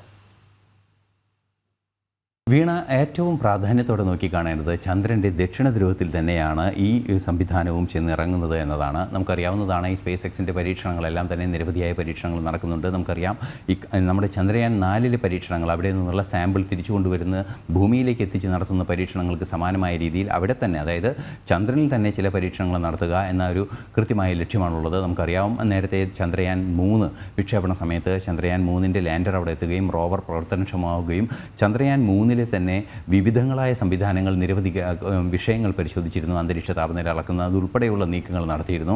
ഇന്ന് അന്തരീക്ഷ താപനിലയല്ല, അതിൻ്റെ പ്രതലത്തിലെ താപനില, അത്തരത്തിലുള്ള താപനില അളക്കുന്നതിനും അതിന് റേഡിയേഷൻ അളക്കുന്നതിനുമുള്ള നീക്കങ്ങളെല്ലാം തന്നെ അല്ലെങ്കിൽ പരിശോധനകളെല്ലാം തന്നെ കൃത്യമായി നടത്തിയിരുന്നു. അതിന് പകരമായി അതിന് അനുബന്ധമായ ചില നിരീക്ഷണങ്ങളും അതുപോലെ തന്നെ ചന്ദ്രനിൽ ഒരു ശാശ്വതമായ സംവിധാനം, ഒരു സ്പേസ് സ്റ്റേഷൻ സ്ഥാപിക്കുക എന്ന ലക്ഷ്യം വളരെ കൃത്യമായുണ്ട്. നമുക്കറിയാവുന്നതാണ് ഈ അടുത്ത ദിവസങ്ങളിൽ സ്പേസ് സ്റ്റേഷൻ്റെ കാലാവധി കഴിയുമ്പോൾ അതിനെ തിരിച്ചു കൊണ്ടുവരണം എന്ന നിലപാടെല്ലാം തന്നെ ഇലോൺ മസ്ക് വളരെ കൃത്യമായി പറയുകയും ചെയ്തു. ഇതിൻ്റെയൊക്കെ ഭാഗമായുള്ള തുടർ പരീക്ഷണങ്ങൾ, ഒരു സ്ഥിരമായ ഒരു സ്പേസിൽ ഒരു സ്റ്റേഷൻ, അതായത് ഒരു പെർമനൻറ്റ് സ്പേസ് സ്റ്റേഷൻ നമുക്കിപ്പോൾ ഉള്ളത് 400 കിലോമീറ്ററോളം മുകളിൽ സഞ്ചരിച്ചു കൊണ്ടിരിക്കുന്ന ഒരു സ്പേസ് സ്റ്റേഷനാണ് നമുക്കുള്ളത്. അത് കൃത്രിമമായ സ്പേസ് സ്റ്റേഷനാണ്. ആ സ്പേസ് സ്റ്റേഷൻ്റെ സമാനമായ സ്പേസ് സ്റ്റേഷൻ ഭാരതവും ഇനി അയക്കാൻ ഉദ്ദേശിക്കുന്നു. അത്തരത്തിലുള്ള നീക്കങ്ങളൊക്കെ നടക്കുന്നുണ്ട് എങ്കിൽ കൂടി ഭൂമിയിൽ നിന്ന് 4 ലക്ഷത്തോളം കിലോമീറ്റർ അകലെ ശാശ്വതമായ ചന്ദ്രനിലൊരു സ്പേസ് സ്റ്റേഷൻ ഉറപ്പാക്കുക എന്നൊരു നീക്കം ഇലോൺ മസ്കിൻ്റെ ഭാഗത്തു നിന്നും അതുപോലെ തന്നെ ലോകത്തെ മുഴുവൻ ഈ ബഹിരാകാശ ഗവേഷണങ്ങളുടെ ഭാഗത്ത് കാര്യമായി നടക്കുന്നുണ്ട്. അതിൻ്റെ എല്ലാം തന്നെ അനിവാര്യമായ ചില പരീക്ഷണങ്ങൾ നടത്തുക എന്നതാണ് ഏറ്റവും പ്രധാനപ്പെട്ട ഇലോൺ മസ്കിൻ്റെ നീക്കം. അവിടേക്ക് ചന്ദ്രനിൽ മനുഷ്യവാസം താൽക്കാലികമായെങ്കിലും, അതായത് ഗവേഷണ ആവശ്യത്തിനായി ബഹിരാകാശ നിലയത്തിലേക്ക് പോകുന്നത് പോലെ ചന്ദ്രനിൽ ശാശ്വതമായി അല്ലെങ്കിൽ കുറേ കാലം ദീർഘമായി താമസിക്കുന്നതിനുള്ള നീക്കങ്ങൾ നടത്തുക, അതിനുള്ള പരീക്ഷണങ്ങൾ നടത്തുക എന്നതാണ്. വ്യത്യസ്തമായ ഭൗമാന്തരീക്ഷം നിലനിൽക്കുന്നൊരു സാഹചര്യം അല്ലെങ്കിൽ ഭൂമിയിൽ നിന്നും വിട്ടുനിൽക്കുന്ന ഭൂമിയുടെ പ്രതലവുമായുള്ള ആകർഷണ ബന്ധത്തിലാണ് എങ്കിൽ കൂടി മറ്റൊരു രീതിയിലുള്ള അവസ്ഥ, അന്തരീക്ഷാവസ്ഥ നിലനിൽക്കുന്നൊരു പ്രദേശമാണ് ചന്ദ്രൻ. അതുകൊണ്ട് തന്നെ ആ ചന്ദ്രനിൽ ഏത് രീതിയിലുള്ള മനുഷ്യവാസം സാധ്യമാകുമെന്നത് സംബന്ധിച്ച ഗവേഷണങ്ങളുടെ അടിസ്ഥാന ഘടകങ്ങളിലായിരിക്കും പരീക്ഷണങ്ങൾ ഊന്നുക എന്നാണ് ഇപ്പോൾ പ്രാഥമികമായി അറിയാൻ സാധിക്കുന്നത്. ഇത് സംബന്ധിച്ച് കൂടുതൽ വിവരങ്ങൾ ഇനിയും വരേണ്ടതുണ്ട്. ഇത് തന്നെയായാലും ലോഞ്ച് നടന്നിരിക്കുന്നു ഫാൽക്കൺ റോക്കറ്റിൽ എന്നതാണ് ഈ സ്പേസ് എക്സുമായി ബന്ധപ്പെട്ട ഏറ്റവും സുപ്രധാനമായ വാർത്ത. ഓക്കെ, ശരിയായി സർ. മറ്റു വാർത്തകൾ നോക്കാം. കാഴ്ചകളുടെ ഉത്സവം തീർത്ത് 9ാമത് exposure international photography festival Sharjah expo സെന്ററിൽ നടന്ന മേളയിൽ ലോകപ്രശസ്തരായ 420 ഫോട്ടോഗ്രാഫർമാരുടെ 3100 ചിത്രങ്ങളാണ് പ്രദർശിപ്പിച്ചത്. മനസ്സിനെ ആനന്ദിപ്പിക്കുകയും ഉള്ളു പൊള്ളിക്കുകയും ചെയ്യുന്ന ഫോട്ടോകൾ കാഴ്ചക്കാരെ വിസ്മയിപ്പിച്ചു.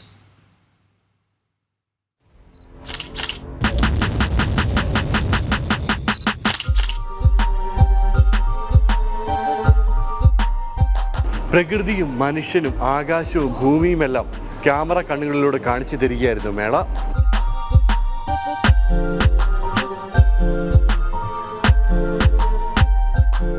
കാണാക്കാഴ്ചകളുടെ അവിശ്വസനീയ ലോകമായിരുന്നു എക്സ്പോഷർ. മധ്യപൂർവ്വദേശത്തെ ഏറ്റവും വലിയ ഫോട്ടോ എക്സിബിഷൻ ആസ്വാദകരെ സംബന്ധിച്ച് ഒരേ സമയം പല അനുഭവങ്ങളാണ് സമ്മാനിച്ചത്. ലോകോത്തര ഫോട്ടോഗ്രാഫർമാരുടെ ചിത്രങ്ങളാണ് എക്സ്പോഷറിൽ പ്രദർശിപ്പിച്ചത്. ലോകത്തിന്റെ വിവിധ ഭാഗങ്ങളിൽ നിന്നുള്ള 420 ഫോട്ടോഗ്രാഫർമാർ പകർത്തിയ 3100 ചിത്രങ്ങൾ മേളയെ മനോഹരമാക്കി.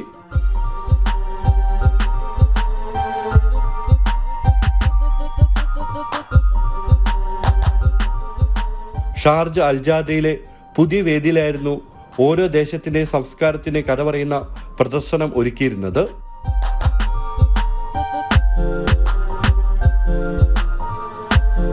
വളരെ നന്നായിട്ടുണ്ട്. Because each of the photo is kind of A story telling which is narrating things very profoundly and deeply, which has lot of meaning. So ഭയങ്കര നന്നായിട്ടുണ്ട് ഈ ഒരു എക്സിബിഷൻ വന്ന് കാണാൻ, അതിൻ്റെ ഭാഗമാകാൻ പറ്റിയതിന്.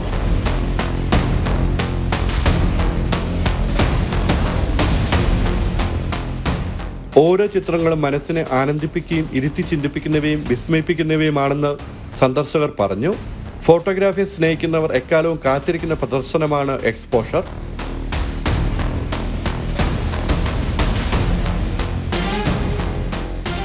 എല്ലാ ഫോട്ടോസും ഒബ്വിയസ്ലി നല്ലതാണ്. ഓരോരുത്തരുടെയും പെർസ്പെക്റ്റീവാണ് അത്. ശരിക്കും ഓരോന്നും ഡിഫറെൻറ്റ് ആംഗിളിൽ ഡിഫറെൻറ്റ് പെർസ്പെക്റ്റീവിൽ എടുത്തേക്കുന്ന ഫോട്ടോസാണ്. ഇതൊരു ഒരു സ്റ്റോറി ടെല്ലിംഗ് പരിപാടിയാണല്ലോ. പക്ഷേ എനിക്ക് most of the things actually ഒരു അവേക്കനിങ് ആണ്. ക്യാമറ കണ്ണുകളിലൂടെ ലോകത്തെ നോക്കിക്കാണാൻ അവസരമൊരുക്കുകയായിരുന്നു മേള. അത്ര കണ്ട് വേറിട്ട ആശയങ്ങളുമായാണ് പല ദിക്കിൽ നിന്നും ഫോട്ടോഗ്രാഫർമാർ ഇവിടേക്ക് എത്തിയത്. വിസ്മയ കാഴ്ചകൾ കാണുന്നതിനൊപ്പം പലതും പഠിക്കാനുള്ള വേദി കൂടിയായിരുന്നു എക്സ്പോഷർ. ഷാർജ അൽജാദയിൽ നിന്ന് രഞ്ജിത്ത് പുലാശ്ശേരിക്കൊപ്പം ഷിൻ സെബാസ്റ്റ്യൻ, ജനം.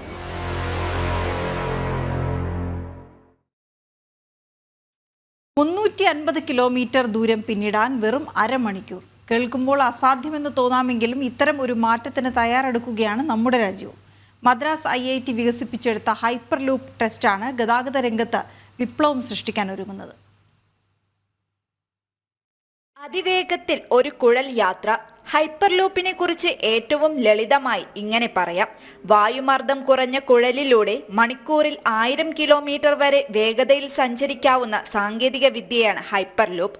റെയിൽവേ മന്ത്രാലയത്തിന്റെ പിന്തുണയോടെയാണ് 422 മീറ്റർ നീളമുള്ള ഹൈപ്പർ ലൂപ്പ് ടെസ്റ്റ് ട്രാക്ക് വികസിപ്പിച്ചത്. ഹൈപ്പർ ലൂപ്പ് യാഥാർത്ഥ്യമാകുന്നതോടെ ഡൽഹിയിൽ നിന്ന് ജയ്പൂരിലേക്ക് അരമണിക്കൂർ കൊണ്ട് എത്തിച്ചേരാം. റെയിൽവേ മന്ത്രി അശ്വിനി വൈഷ്ണവാണ് ഹൈപ്പർ ലൂപ്പ് പരീക്ഷണത്തിന്റെ വീഡിയോ എക്സിൽ പങ്കുവച്ചത്.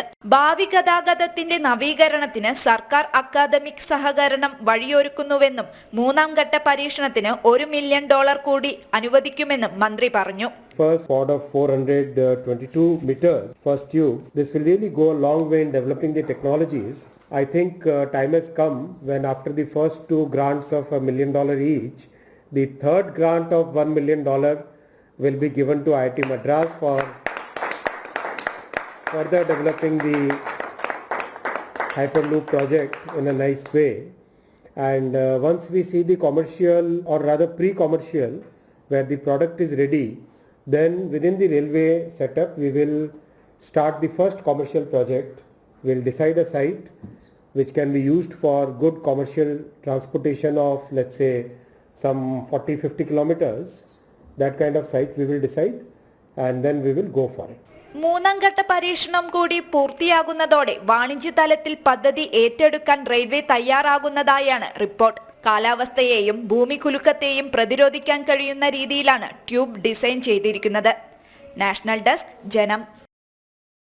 ആസ്വാദകർക്ക് നവ്യ അനുഭവം സമ്മാനിച്ച തലശ്ശേരി ഏഴരക്കണ്ടത്തെ പുണ്യതങ്ക വേദിയിൽ ജനം TV മ്യൂസിക് ഇന്ത്യ സീസൺ 2 സംഗീത നിശ. മലയാളികളുടെ പ്രിയ ഗായകൻ MG ശ്രീകുമാറും സംഘവും ആലാപന മികവ് കൊണ്ട് ആളുകളെ അമ്പരപ്പിച്ചു. നിയമസഭാ speaker AN Shamseer, Janam TV executive chairman G Suresh Kumar, general manager Sooraj Nair എന്നിവർ ചടങ്ങിന്റെ മഹനീയ സാന്നിധ്യമായി.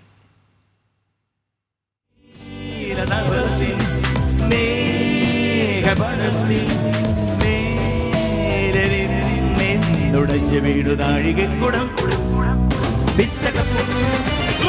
அப்படி போட போட போட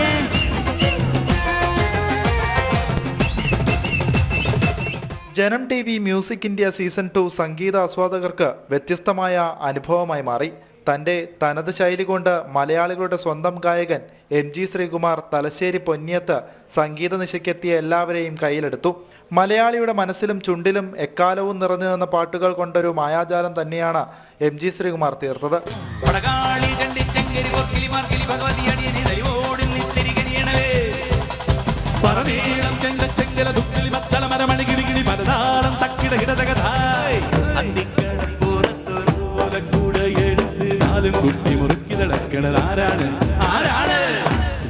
MG ശ്രീകുമാറിനൊപ്പം റഹ്മാൻ, ശിഖ, കുഞ്ഞുഗായിക മിയ അഭിനയത്തിലും നൃത്തത്തിലും മാത്രമല്ല ഗാനാലാപനത്തിലും അത്ഭുതപ്പെടുത്തി കൃഷ്ണപ്രഭയും കൂടി ചേർന്നതോടെ സംഗീത നിശ ഗംഭീരമായി.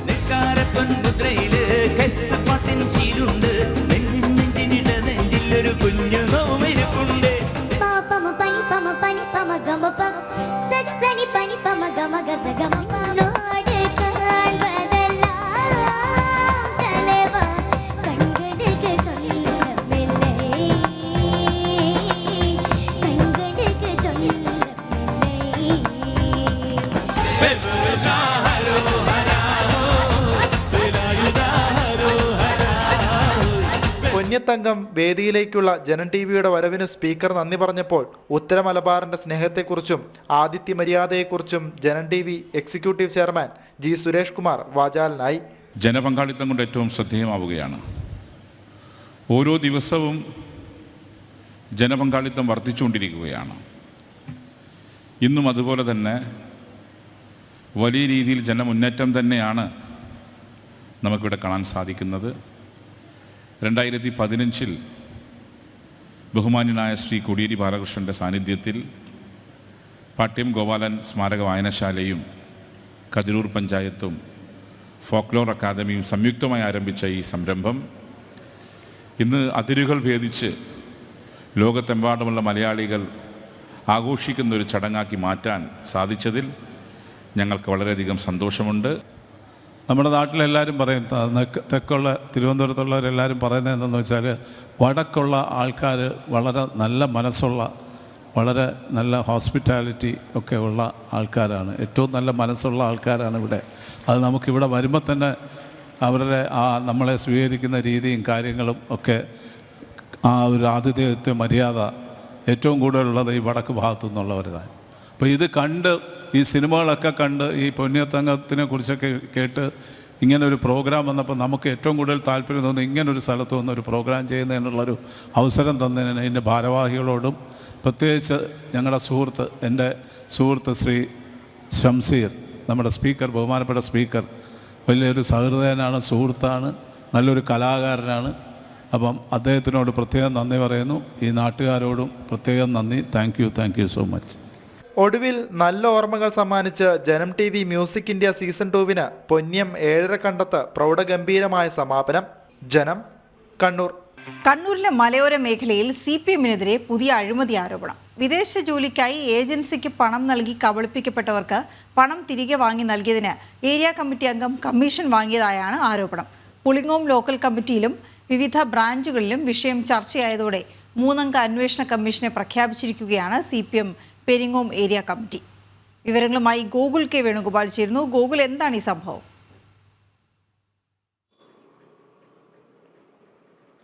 കണ്ണൂർ ജില്ലയിലെ പെരിങ്ങോം ഏരിയ കമ്മിറ്റി കീഴിലുള്ള പുളിങ്ങോം ലോക്കൽ കമ്മിറ്റിയിലാണ് ഇപ്പോൾ ഇത്തരത്തിലുള്ള അഴിമതി ആരോപണം ഉയർന്നിരിക്കുന്നത്. പുളിങ്ങോം സ്വദേശിയായിട്ടുള്ള ഒരു മാതാവും യുവാവും അവരെ വിദേശത്തേക്ക് പോകാൻ വേണ്ടി അവിടെയുള്ള ഏജൻസിയെ സമീപിക്കുന്നു. 2 ലക്ഷത്തോളം രൂപ ആ ഏജൻസിക്ക് വിദേശത്ത് പോകാൻ വേണ്ടി നൽകുന്നു. എന്നാൽ ഒരുപാട് നാളുകൾക്ക് ശേഷവും വിദേശത്ത് പോകാൻ ആവശ്യമായിട്ടുള്ള നടപടികളൊന്നും ആ ഏജൻസി സ്വീകരിക്കാതെ വന്നതോടെ ഇവർ പ്രദേശത്തെ ഉന്നതരായിട്ടുള്ള CPM നേതാക്കളെ സമീപിക്കുകയായിരുന്നു. അങ്ങനെ സമീപിച്ചതിന്റെ അടിസ്ഥാനത്തിൽ ഈ ഏജൻസിയുമായിട്ട് ഏരിയ കമ്മിറ്റി അംഗമായിട്ടുള്ള KD അഗസ്റ്റിൻ എന്ന് പറയുന്ന വ്യക്തി ചർച്ച നടത്തുകയും ഇവർക്ക് നഷ്ടപ്പെട്ട ഏജൻസിക്ക് ഈ അമ്മയും മകനും നൽകിയിട്ടുള്ള പണം തിരിച്ചു വാങ്ങി നൽകുകയും ചെയ്തു. അങ്ങനെ നൽകിയതിന്റെ കമ്മീഷനായിട്ട് 50,000 രൂപ ഈ KD അഗസ്റ്റിൻ ആവശ്യപ്പെട്ടു എന്നുള്ളതാണ് CPM-നകത്ത് തന്നെ ഉയർന്നു വന്നിട്ടുള്ള ആരോപണം. അത് ഈ പുളിങ്ങോം ലോക്കൽ കമ്മിറ്റിക്ക് കീഴിലുള്ള വിവിധ ബ്രാഞ്ചുകളിൽ ചർച്ചയായി. പിന്നീട് അത് ലോക്കൽ കമ്മിറ്റിയിൽ ചർച്ചയായി. KD അഗസ്റ്റിനെതിരെ പരാതി ഉയർന്നു വന്ന സമയത്താണ് പെരിങ്ങോം ഏരിയ കമ്മിറ്റി ഒരു അന്വേഷണ കമ്മീഷനെ വെച്ചത്. 2 ഏരിയ കമ്മിറ്റി അംഗങ്ങളും ഒരു ലോക്കൽ കമ്മിറ്റി അംഗവും ഉൾപ്പെടെയുള്ള 3 അംഗ കമ്മീഷനെയാണ് നിയമിച്ചിട്ടുള്ളത്.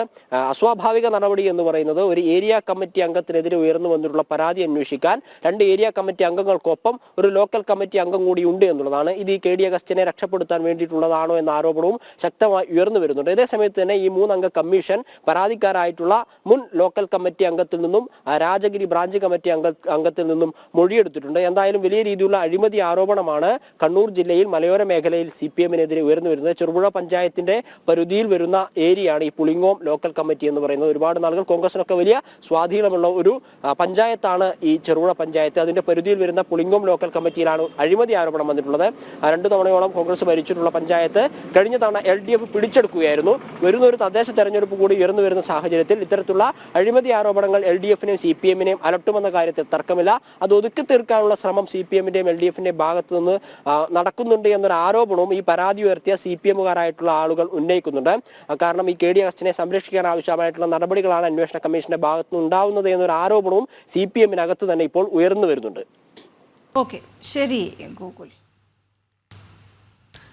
വന്യജീവി സംഘർഷത്തിൽ സ്വീകരിക്കേണ്ട നടപടികൾ വിലയിരുത്തുന്നതിന് മുഖ്യമന്ത്രി പിണറായി വിജയൻ വിളിച്ച ഉന്നതതല യോഗം ഇന്ന് വനം, ധനകാര്യം, തദ്ദേശ സ്വയംഭരണം, വൈദ്യുതി, റവന്യൂ, ആരോഗ്യം, ജലസേചന വകുപ്പ് മന്ത്രിമാർ യോഗത്തിൽ പങ്കെടുക്കും. മനുഷ്യ വന്യജീവി സംഘർഷം ലഘൂകരിക്കാൻ ഇതുവരെ സ്വീകരിച്ച നടപടികൾ യോഗം അവലോകനം ചെയ്യും. വിവരങ്ങളുമായി പ്രജിത്ത് മോഹനൻ ചേരുന്നു. പ്രജിത്ത്, മനുഷ്യ വന്യജീവി സംഘർഷം ഒരു വലിയ വിഷയമായി തന്നെ സംസ്ഥാനത്തെ ബാധിക്കുന്നുണ്ട്. അതിന്മേൽ ഉന്നതതല യോഗം ചേരുകയാണ്. ഏതൊക്കെ വകുപ്പുകളായിരിക്കും മുഖ്യമന്ത്രിയുടെ നേതൃത്വത്തിൽ ചേരുന്ന ഉന്നതതല യോഗത്തിൽ പങ്കെടുക്കുക?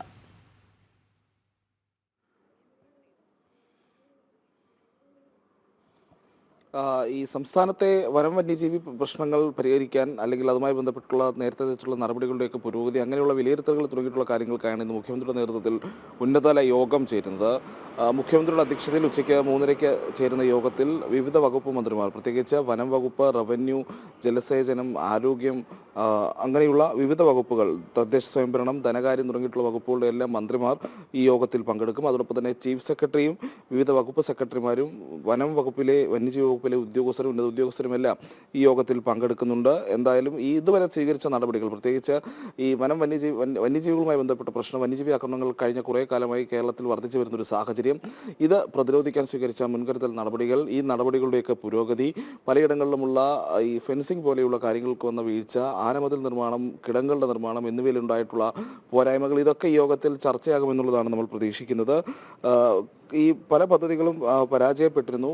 അതിനൊപ്പം തന്നെ ഈ യോഗത്തിൽ പങ്കെടുക്കുന്ന പ്രധാനപ്പെട്ട മറ്റു ഉദ്യോഗസ്ഥർ കൂടിയുണ്ട്. ഈ ദുരന്ത നിവാരണ വകുപ്പിൽ അതോറിറ്റി മെമ്പർ സെക്രട്ടറി, സംസ്ഥാന പോലീസ് മേധാവി അടക്കമുള്ളവരും ഈ യോഗത്തിൽ പങ്കെടുക്കുന്നുണ്ട്. അപ്പോൾ സമഗ്രമായിട്ടുള്ള ഒരു യോഗം തന്നെ ചേരുന്നു. സംസ്ഥാനത്തെ വിവിധ വകുപ്പുകളുടെ ഏകോപനത്തോടെ ഈ പദ്ധതികളുമായിട്ടൊക്കെ അല്ലെങ്കിൽ നടപടിക്രമങ്ങളുമായിട്ടൊക്കെ മുന്നോട്ട് പോവുക എന്നുള്ളതായിരിക്കും ഈ യോഗത്തിൻ്റെ ഉദ്ദേശം. പക്ഷേ അപ്പോഴും ബാക്കിയാകുന്ന ചോദ്യം, സംസ്ഥാനത്ത് നാളിതുവരെ നടത്തിവന്ന പ്രവൃത്തികളിലേക്ക് വീഴ്ചകൾക്ക് ആരുത്തരവാദിത്തം പറയുമെന്നുള്ളതാണ്.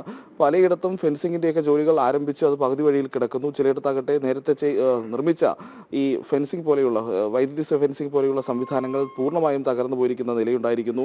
അങ്ങനെ കോടികളുടെ നഷ്ടം അത്തരം പദ്ധതികളിൽ പോലും സർക്കാരിനും വനവകുപ്പിനും ഒക്കെ വന്നിട്ടുണ്ട്. കൃത്യമായ പരിചരണമില്ലാത്തതിൻ്റെയൊക്കെ അടിസ്ഥാനത്തിലാണ് ഇത്തരം സംവിധാനങ്ങളൊക്കെ തകർന്നു പോകുന്നത്. ആനമതിലുകൾ പലയിടത്തും തകർന്നിട്ടുണ്ട്. നിർമ്മിച്ചിരുന്ന കിടങ്ങുകൾ പലതും, ഈ വനാതിർത്തിയിൽ നിർമ്മിച്ചിരുന്ന കിടങ്ങുകൾ പലതും അത് നികന്നു പോയ സാഹചര്യമുണ്ട്. അങ്ങനെ ഒരുപാട് കാലത്തെ തുടർച്ചയായി വന്നിരുന്ന ഈ വിഷയങ്ങളോട് വന്നിരുന്ന അവഗണനയും വനംവകുപ്പിൻ്റെ വീഴ്ചകളുമാണ് സംസ്ഥാനത്ത് ഒരുപക്ഷെ ഈ വന്യജീവി സംഘർഷങ്ങളിൽ ഇത്രയധികം മനുഷ്യർ ഇല്ലാതാകാൻ കാരണമായിട്ടുള്ളത് എന്നുള്ളത് പറയാതിരിക്കാൻ വയ്യ.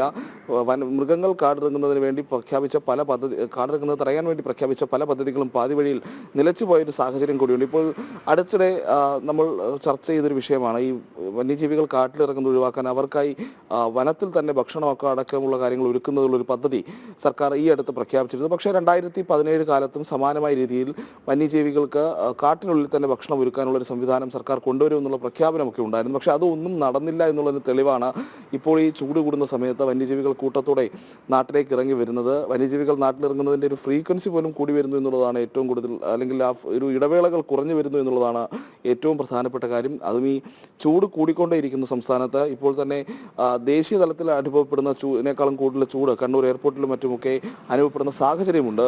അപ്പോൾ കുറച്ച് ദിവസങ്ങൾ കൂടി കഴിയുമ്പോൾ മാർച്ച് ഒക്കെ ആരംഭിച്ച് മാർച്ച് ഏപ്രിൽ മെയ് ആ ഒരു ഘട്ടത്തിലേക്ക് എത്തുമ്പോൾ കൂടുതൽ ചൂട് കൂടാനും വന്യമൃഗങ്ങൾ കൂടുതലായി നാട്ടിലേക്ക് ഇറങ്ങി വരാനുമുള്ള സാധ്യത തന്നെ നിലനിൽക്കുന്നു എന്നുള്ളതാണ് ഈ ഘട്ടത്തിൽ വിദഗ്ധരടക്കമുള്ളവർ വിലയിരുത്തുന്നത്.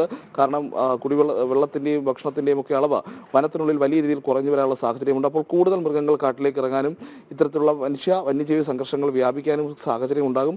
അത് തടയാൻ സംസ്ഥാന സർക്കാർ എന്ത് നടപടികൾ ഇനി സ്വീകരിക്കും എന്നുള്ളതാണ് നമ്മൾ കാണേണ്ടത്. പ്രത്യേകിച്ച് ഈ യോഗത്തിൽ അത്തരം നടപടികളിലേക്കുള്ള തീരുമാനങ്ങൾ ഉണ്ടാകുമോ, ഇതുവരെ നടത്തി വന്ന പദ്ധതികളിലെ വീഴ്ചകൾ തുറന്നു സമ്മതിക്കാൻ സർക്കാർ തയ്യാറാകും. അതെ, പക്ഷേ അത് തന്നെയാണ് ചോദ്യം പ്രജിത്ത്. അതായത് മനുഷ്യ വന്യജീവി സംഘർഷം ലഘൂകരിക്കാൻ ഇതുവരെ സ്വീകരിച്ച നടപടികളൊക്കെ യോഗം അവലോകനം ചെയ്യുമ്പോഴും സർക്കാരിന്റെ തന്നെ വകുപ്പുകളാണ്, അവർ ഒരിക്കലും വിമർശനങ്ങൾ നടത്താനുള്ള സാധ്യത കാണുന്നില്ല. അതുകൊണ്ട് ന്യായീകരണങ്ങൾക്കായിരിക്കും കൂടുതൽ അവിടെ ഇടം പിടിക്കുക. അങ്ങനെ മുഖം രക്ഷിക്കൽ തന്ത്രം മെനയുക തന്നെയാണോ ഇത്തവണയും പതിവ് പോലെ?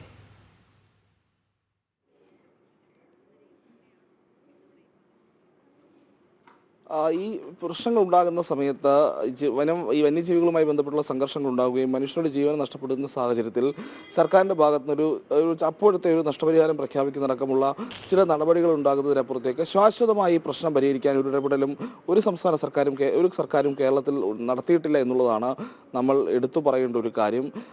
മൃഗങ്ങൾ വേനൽക്കാലങ്ങളിൽ നാടുകളിലേക്ക് ഇറങ്ങി വരാനുള്ള സാധ്യത എല്ലാ കാലത്തും ഉണ്ട്, അത് മുൻപരിചയമുള്ളതാണ്. ഇതിൻ്റെ ഈ നിലവിലത്തെ കാലാവസ്ഥ മാറ്റം അടക്കമുള്ള കാര്യങ്ങൾ വെച്ച് വിലയിരുത്തുമ്പോൾ അത് കൂടുതലായി സംഭവിക്കുമെന്ന് മുൻകൂട്ടി അറിയേണ്ടത് വനം വകുപ്പാണ്, അല്ലെങ്കിൽ മുൻകൂട്ടി ചിന്തിക്കേണ്ടത് വനം വകുപ്പാണ്. ആ വനം വകുപ്പ് കൂടുതൽ പരിശോധനകൾ നടത്തുകയും ഈ പറയുന്ന വനാതിർത്തിയിലുള്ള ഇത്തരം ഈ മൃഗങ്ങൾ നാട്ടിലേക്ക് എത്തുന്നത് അറിയാൻ വേണ്ടി നിർമ്മിച്ചിട്ടുള്ള ഇപ്പോൾ കിടങ്ങുകൾ പോലെയുള്ള ഫെൻസിംഗ് പോലെയുള്ള സംവിധാനങ്ങൾ കൂടുതൽ സജ്ജമാക്കേണ്ടതുണ്ട്. അതിൻ്റെ ഒരു പ്രവർത്തനക്ഷമതയൊക്കെ പരിശോധിക്കേണ്ടതുണ്ട്. എന്നാൽ കഴിഞ്ഞ കുറേ കാലങ്ങളായി അത്തരം നടപടികളൊന്നും നടക്കുന്നില്ല എന്നുള്ളൊരു വലിയ യാഥാർത്ഥ്യമാണ്. പലപ്പോഴും വനം വകുപ്പിന് വകയിരുത്തുന്ന തുക പോലും സംസ്ഥാന സർക്കാർ നൽകാറില്ല എന്നൊരു പ്രശ്നവും നിലനിൽക്കുന്നു. വാഹനം വാങ്ങാൻ പൈസ നൽകാറില്ല, വാഹനത്തിന് ഇന്ധനം അടയ്ക്കാൻ പൈസ നൽകാത്ത സാഹചര്യമുണ്ട്. അതുപോലെ ജീവനക്കാരെ ആവശ്യത്തിനില്ലാത്ത സാഹചര്യമുണ്ട്. പലയിടത്തും ബീറ്റ് ഫോറസ്റ്റ് ഓഫീസർമാരുടെ എണ്ണമൊക്കെ വളരെ കുറവാണ്. അപ്പോൾ അത്തരം കാര്യങ്ങളിൽ ശാശ്വതമായ പരിഹാരം കണ്ടെത്താൻ സർക്കാർ തയ്യാറാകാതെ ഈ പ്രശ്നങ്ങൾ പരിഹരിക്കാൻ ഒരു മാർഗവും കാണുന്നില്ല എന്നുള്ളതാണ്. സംസ്ഥാനത്തിൻ്റെ വനാതിർത്തികളിൽ വന്യജീവി സംഘർഷം ഒഴിവാക്കാൻ ഒരു ശാശ്വതമായ പരിഹാരത്തിനൊരു നയം സർക്കാർ രൂപീകരിക്കുമോ എന്നുള്ളതാണ് ഏറ്റവും പ്രധാനപ്പെട്ട ചോദ്യം. ശരി പ്രജിത്ത്, സംസ്ഥാനം നേരിടുന്ന വന്യജീവി ആക്രമണങ്ങളിൽ മുഖ്യമന്ത്രി വിളിച്ച ഉന്നതതല യോഗം ഇന്ന് ചേരുകയാണ്. പ്രജിത് മോഹനനാണ് വിവരങ്ങൾ നൽകിയത്. തുടരെ ഉണ്ടാകുന്ന വന്യജീവി ആക്രമണത്തിൽ മുഖം നഷ്ടപ്പെട്ടു നിൽക്കുകയാണ് സംസ്ഥാന സർക്കാർ. അക്രമത്തിൽ മനുഷ്യജീവൻ പൊലിയുമ്പോഴും ഒരു നടപടിയും എടുക്കാൻ വനംവകുപ്പിനാകുന്നില്ല. സർക്കാരിനെതിരെ പരസ്യമായി ക്രൈസ്തവ സഭകളടക്കം അതിരൂക്ഷ വിമർശനം ഉന്നയിക്കുമ്പോൾ മറുപടിയില്ലാതെ ഇരുട്ടിൽ തപ്പുകയാണ് അധികൃതർ. വനംവകുപ്പിനും മന്ത്രിക്കുമെതിരെ കടുത്ത അതൃപ്തിയാണ് മുന്നണിക്കുള്ളിൽ തന്നെ ഉള്ളത്. അരുൺ കൊടുങ്ങൂർ ചേരുന്നുണ്ട് വിവരങ്ങളുമായി. അരുൺ, ഇന്നിപ്പോൾ മുഖ്യമന്ത്രിയുടെ നേതൃത്വത്തിൽ യോഗം നടക്കാനിരിക്കുമ്പോഴും അതിൽ ഇതുവരെ എടുത്ത നടപടികളുടെ അവലോകനം എന്ന് പറയുന്നുണ്ട്. അതെന്താണ് എന്ന കാര്യത്തിൽ ഒരുപക്ഷെ സർക്കാരിന് തന്നെ വ്യക്തതയില്ലാത്ത സാഹചര്യം. കാരണം ഇതുവരെ എന്ത് നടപടികൾ എടുത്തു എന്ന് ചോദിച്ചാൽ ആ നടപടികൾക്ക് അതിൻ്റെ ഗുണഭോക്താക്കളാരും അങ്ങനെ നടപടികളൊന്നും കണ്ടിട്ടില്ല എന്നുള്ളതാണ് വാസ്തവം. അതുകൊണ്ട് തന്നെ ഈ പുറത്തു നിന്നും അകത്തു നിന്നും വലിയ തോതിൽ അതൃപ്തി ഉയരുന്നുണ്ട് വനമന്ത്രിക്കെതിരെയും. വിവരങ്ങൾ എന്തൊക്കെയാണ്?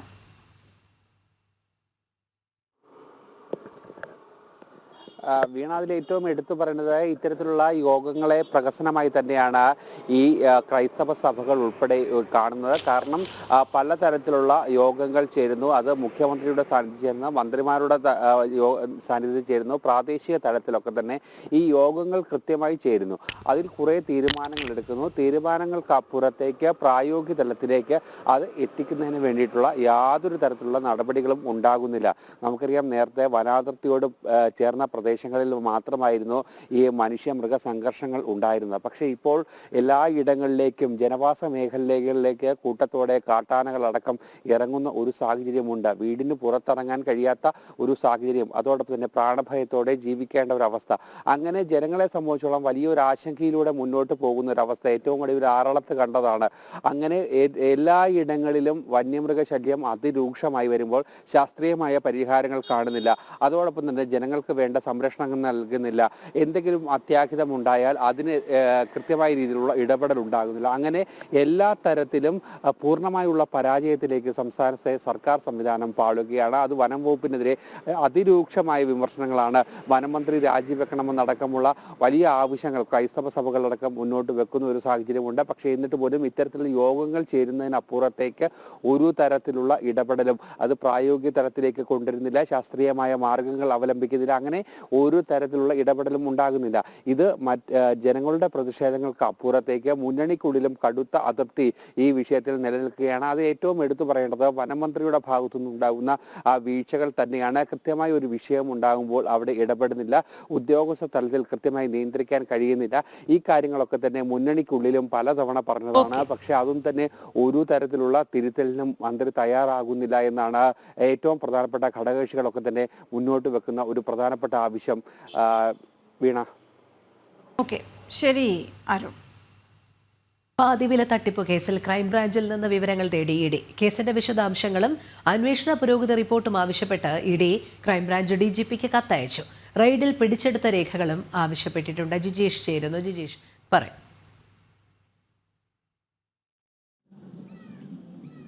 പാതിവില തട്ടിപ്പ് കേസുമായി ബന്ധപ്പെട്ട് അന്വേഷണം ഊർജിതമാക്കിയിരിക്കുന്ന എൻഫോഴ്സ്മെന്റ് ഡയറക്ടറേറ്റ് അതിന്റെ തുടർ നടപടികളുടെ ഭാഗമായിട്ടാണ് ഇപ്പോൾ ക്രൈംബ്രാഞ്ചിന് കത്ത് നൽകിയിരിക്കുന്നത്. ആ കത്തിൽ പ്രധാനമായും ആവശ്യപ്പെട്ടിരിക്കുന്ന വിവരങ്ങൾ എന്ന് പറയുന്നത്, ഒന്ന്, തുടക്കത്തിൽ ഈ കേസിന്റെ അന്വേഷണം മുന്നോട്ട് കൊണ്ടുപോയ പോലീസിന് ശേഷം ലോക്കൽ പോലീസിന് ശേഷം അന്വേഷണം മുന്നോട്ട് കൊണ്ടുപോയ ക്രൈംബ്രാഞ്ച് പിടിച്ചെടുത്ത രേഖകൾ, പ്രധാനപ്പെട്ട മറ്റു വിവരങ്ങൾ എന്നിവയും ഡിജിറ്റൽ തെളിവുകൾ അടക്കമുള്ള കാര്യങ്ങളും അന്വേഷണ സംഘത്തിന് കൈമാറണം എന്നൊരു കാര്യമാണ്, എൻഫോഴ്സ്മെന്റ് ഡയറക്ടറേറ്റിന് കൈമാറണം എന്നാണ് ഈ കത്തിൽ സൂചിപ്പിച്ചിരിക്കുന്നത്. ക്രൈംബ്രാഞ്ച് ADGPക്കാണ് കത്ത് നൽകിയിരിക്കുന്നത്. കാരണം സംസ്ഥാന വ്യാപകമായി നടന്ന തട്ടിപ്പാണ്.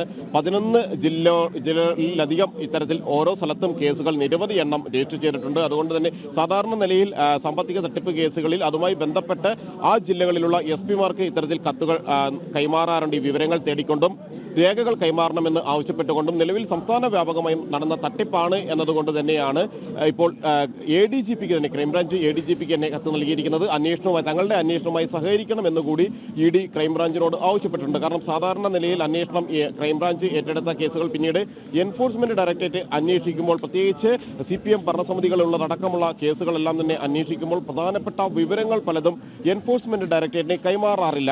ഇത്തരത്തിൽ കൃത്യമായി ആവശ്യപ്പെട്ടാൽ പോലും നിർണായകമായ രേഖകൾ, തെളിവുകൾ അടക്കമുള്ള കാര്യങ്ങൾ കൈമാറുന്നതിൽ വീഴ്ച വരുത്താറുണ്ട്. പിന്നീട് കോടതി ഇടപെട്ടാണ്, കോടതിയിൽ ഹർജി ഫയൽ ചെയ്ത് അതുവഴി മാത്രമാണ് രേഖകൾ ലഭിക്കാറുള്ളത്. അതുപോലും തീർത്തും ആവശ്യപ്പെട്ട മുഴുവൻ രേഖകളും കൈമാറാൻ ക്രൈംബ്രാഞ്ച് തയ്യാറാകാറുമില്ല. എന്നാൽ നടപടികൾ പൂർത്തിയാക്കി മുന്നോട്ട് പോവുക, സ്വാഭാവികമായും മറ്റു വഴികൾ, ഈ ഒരു വിവരങ്ങൾ ലഭിച്ചില്ല എങ്കിൽ, അല്ലെങ്കിൽ ക്രൈംബ്രാഞ്ച് ലഭിച്ചില്ല എങ്കിൽ മറ്റു മാർഗങ്ങളിലൂടെ തന്നെ എൻഫോഴ്സ്മെന്റ് ഡയറക്ടറേറ്റ് സാധാരണ നിലയിൽ ഇത്തരത്തിലുള്ള രേഖകൾ സംഘടിപ്പിക്കാറുണ്ട്, അത് പരിശോധിക്കാറുണ്ട്, അതനുസരിച്ച് അന്വേഷണം മുന്നോട്ട് കൊണ്ടുപോകാറുമുണ്ട്. നിലവിൽ ഇപ്പോൾ ക്രൈംബ്രാഞ്ചിന് നൽകിയിരിക്കുന്ന കത്തിന്റെ അടിസ്ഥാനത്തിൽ തുടർ നടപടി ക്രൈംബ്രാഞ്ച് എന്ത് സമീപനം സ്വീകരിക്കുമെന്നത് ഏറ്റവും പ്രധാനമാണ്. ശരി ജിനേഷ്. കോഴിക്കോട് കുണ്ടൂപ്പറമ്പ് വിവേകാനന്ദ കലാ സാംസ്കാരിക ജനസേവാ കേന്ദ്രം 15ാം വാർഷികാഘോഷം കശ്യപ വേദ റിസർച്ച് ഫൗണ്ടേഷൻ കുലപതി ആചാര്യ ശ്രീ രാജേഷ് ഉദ്ഘാടനം ചെയ്തു. സേവാ വിഭാഗം പുതിയ ഓഫീസ് ഉദ്ഘാടനം BJP ദേശീയ നിർവാഹക സമിതി അംഗം PK കൃഷ്ണദാസ് നിർവഹിച്ചു. ചടങ്ങിൽ പ്രശസ്ത വ്യക്തികളെ ആദരിക്കുകയും പ്രഗത്ഭരെ അനുമോദിക്കുകയും ചെയ്തു. കുട്ടികളെ അച്ചടക്കമുള്ളവരാക്കി വളർത്താൻ മാതാപിതാക്കൾ നിരന്തരം പരിശ്രമിക്കണമെന്ന് ആചാര്യ ശ്രീ രാജേഷ് പറഞ്ഞു. കുടുംബബന്ധം ശിഥിലമായാൽ, കുടുംബബന്ധത്തിന് കണ്ടിന്യൂറ്റി ഇല്ലെങ്കിൽ, തുടർച്ചയില്ലെങ്കിൽ തീർച്ചയായും അതൊരു വലിയ പ്രതിസന്ധിയെ നേരിടും. അപ്പോൾ അവിടെ അച്ഛനമ്മമാർക്ക് പ്രസക്തി ഇല്ലാണ്ടാവും. സ്വാഭാവികമായും പ്രസക്തി ഇല്ല. ഇപ്പോൾ അത് പ്രസക്തി ഇല്ലാതായത് എന്തുകൊണ്ടെന്നാണ് നമ്മൾ ചിന്തിക്കേണ്ടത്. നമ്മൾ അവരെ പറഞ്ഞു പഠിപ്പിക്കുന്നില്ല. മാതൃദേവോ ഭവ, പിതൃദേവോ ഭവ, ആചാര്യദേവോ ഭവ എന്നൊക്കെ നമ്മൾ പറയും. പക്ഷെ അത് എങ്ങനെ പ്രാവർത്തികമാക്കും, എങ്ങനെയാണ് ഡിസിപ്ലിൻ ഉണ്ടാക്കേണ്ടത് എന്ന് നമ്മൾ പഠിച്ചേ പറ്റൂ. അത് നമ്മളെ കുട്ടികളെ പഠിപ്പിക്കേണ്ടതുണ്ട്. അത് നമ്മൾ പഠിപ്പിക്കുമ്പോഴാണ് ആ കുട്ടികളിൽ ആ മാറ്റം ഉണ്ടായിത്തീരുക. അത് നമ്മൾ നിരന്തരം പരിശ്രമിച്ചാൽ ഇത് സാധിക്കും. രഞ്ജി ട്രോഫി ഫൈനലിൽ കേരളത്തിനെതിരെ വിദർഭ ശക്തമായ നിലയിൽ. രണ്ടാം ദിനമായ ഇന്ന് 4 എന്ന നിലയിലാകും വിദർഭ ബാറ്റിംഗ് പുനരാരംഭിക്കുക. സെഞ്ചുറി നേടിയ ഡാനിഷ് മലേവാർ ക്രീസിൽ തുടരുന്നുണ്ട്. ഇന്നലത്തെ അർദ്ധ സെഞ്ചുറി നേട്ടത്തോടെ കരുൺ നായർ ഫസ്റ്റ് ക്ലാസ് ക്രിക്കറ്റിൽ 8000 റൺസ് തികച്ചു. VS കൃഷ്ണരാജ് ചേരുന്നു. കൃഷ്ണരാജ്, എന്താണ് കൂടുതൽ വിവരങ്ങൾ? രോഹിണി, ഇന്ന് ആദ്യ മണിക്കൂർ ഏറെ നിർണായകമാണ് രഞ്ജി ട്രോഫി ഫൈനൽ പോരാട്ടത്തിന്റെ 2ാം ദിവസം.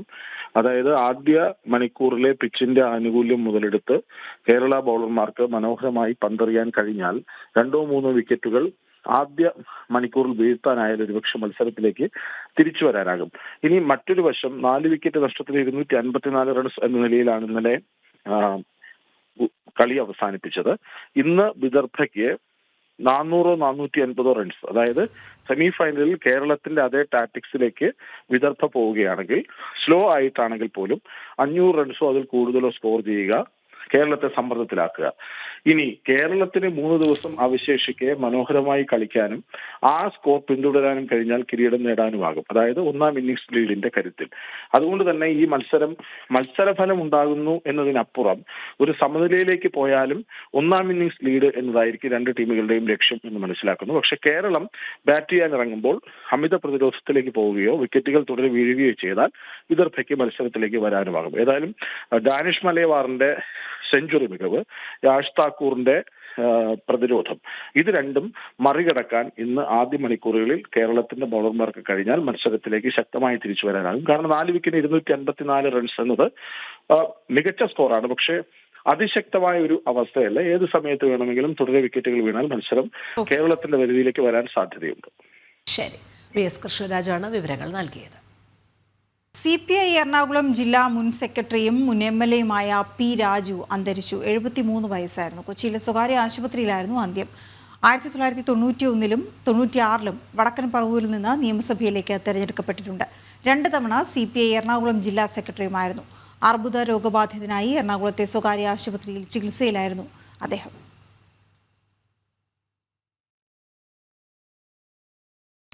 വെഞ്ഞാറമൂട് കൂട്ടക്കൊലയിൽ പ്രതി അഫാന്റെ അറസ്റ്റ് ഇന്നുണ്ടായേക്കും. ഡോക്ടർമാരുടെ അനുമതി ലഭിച്ചാൽ ഉടൻ അറസ്റ്റ് നടത്താനാണ് പോലീസ് നീക്കം. സംഭവത്തിൽ കുടുംബത്തിന് കടം നൽകിയവരുടെ വിവരം പോലീസ് ശേഖരിച്ചു തുടങ്ങി. കാമുകി ഫർസാനയുടെ മാലയും അഫാൻ പണയം വെച്ചിരുന്നു. ഇതിനു പകരം മുക്കുപണ്ടം നൽകി. ഇന്ന് അഫാന്റെ ഉമ്മയുടെ മൊഴി രേഖപ്പെടുത്തും. പ്രശാന്ത് ശങ്കരമംഗലത്ത് ചേരുന്നു. പ്രശാന്ത്, അഫാന്റെ ആരോഗ്യസ്ഥിതി അനുസരിച്ചായിരിക്കും തുടർ നടപടികളെന്ന് പോലീസ് നേരത്തെ വ്യക്തമാക്കിയിരുന്നു. അങ്ങനെയാണെങ്കിൽ ഇന്ന് അറസ്റ്റ് ഉണ്ടാകാനുള്ള സാധ്യതയുണ്ടോ? വിവരങ്ങൾ. രോഹിണി, അഫാന്റെ ആരോഗ്യനിലയിൽ തൃപ്തികരമാണെന്നാണ് ഇപ്പോൾ മെഡിക്കൽ വിവരങ്ങൾ ലഭിക്കുന്നത്. അതിന്റെ അടിസ്ഥാനത്തിലാണ് അറസ്റ്റ് നടപടികളിലേക്ക് കടക്കുവാനുള്ള നീക്കം പോലീസ് നടത്തുന്നത്. അറസ്റ്റ് നടത്തിക്കൊണ്ട് ചോദ്യം ചെയ്യൽ അടക്കമുള്ള കാര്യങ്ങളിലേക്ക് കടക്കേണ്ടിയിരിക്കുന്നു.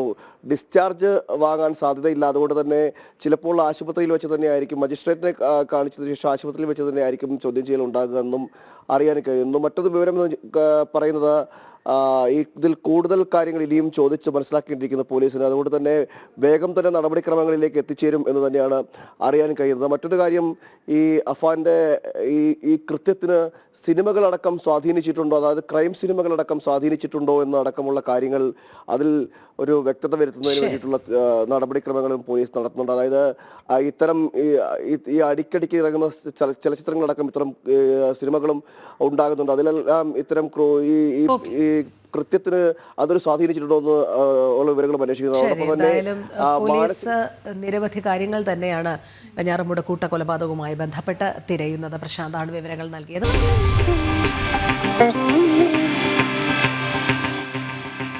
മുഖ്യമന്ത്രിയുടെ പരസ്യങ്ങൾക്കായി കോടികൾ ചെലവഴിക്കുന്ന സംസ്ഥാന സർക്കാർ അടിസ്ഥാന ജനവിഭാഗങ്ങളോട് കാണിക്കുന്നത് കടുത്ത അവഗണന. നടപ്പ് സാമ്പത്തിക വർഷം സർക്കാർ വെട്ടിക്കുറച്ചത് മത്സ്യത്തൊഴിലാളികൾക്ക് ലഭിക്കേണ്ട 90 കോടിയോളം രൂപ.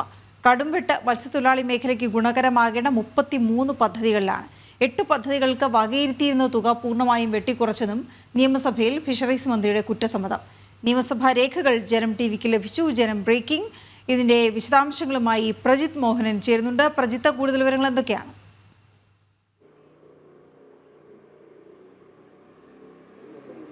2024-25 സാമ്പത്തിക വർഷത്തെ ബജറ്റിൽ ഫിഷറീസ് മേഖലയ്ക്കായി മത്സ്യത്തൊഴിലാളി മേഖലയ്ക്കായി വകയിരുത്തിയ 33 പദ്ധതികളിലാണ് സർക്കാർ ഒറ്റയടിക്ക് കുറവ് വരുത്തിയത്. അതായത് 331.29 കോടി രൂപയായിരുന്നു സർക്കാർ 2024-25 ബജറ്റിൽ വകയിരുത്തിയത്. അത് പിന്നീട് 241.75 കോടി രൂപയായി കുറച്ചു. ഒറ്റയടിക്ക് 90 കോടി രൂപയാണ് സർക്കാർ കുറച്ചത്. 33 പദ്ധതികളിൽ ഇത്തരത്തിൽ വെട്ടിക്കുറവുകൾ വരുത്തി. 8 പദ്ധതികൾക്ക് വകയിരുത്തിയ അതും 8 പ്രധാനപ്പെട്ട പദ്ധതികൾ പരമ്പരാഗത യന്ത്രവൽകൃത മത്സ്യങ്ങളുടെ ആധുനികവൽക്കരണം, മണ്ണെണ്ണ എഞ്ചിൻ ബോട്ടുകളെ പെട്രോൾ എഞ്ചിൻ ബോട്ടുകളായി മാറ്റുന്നതിനുള്ള സബ്സിഡി തുടങ്ങിയിട്ടുള്ള 8 പദ്ധതികളുടെ തുക പൂർണ്ണമായും വെട്ടിക്കുറയ്ക്കുകയും ചെയ്തു. മറ്റൊരു വാർത്തയിലേക്ക്. കോഴിക്കോട് ഗവൺമെന്റ് ലോ കോളേജിലെ വിദ്യാർത്ഥിയുടെ മരണത്തിൽ ദുരൂഹത. ഫാത്തിമ മൗസ നിസ്സാര കാര്യത്തിന് ആത്മഹത്യ ചെയ്യില്ലെന്ന് സുഹൃത്ത്. ആത്മഹത്യ ചെയ്യുന്നതിന്റെ തലേദിവസം രാത്രിയിൽ മൗസ കാറിൽ കയറി പോകുന്നത് കണ്ടെന്ന് സുഹൃത്ത് ജനം ടിവിയോട് പറഞ്ഞു. വിവരങ്ങളുമായി ഗൂഗിൾ കെ വേണുഗോപാൽ ചേരും.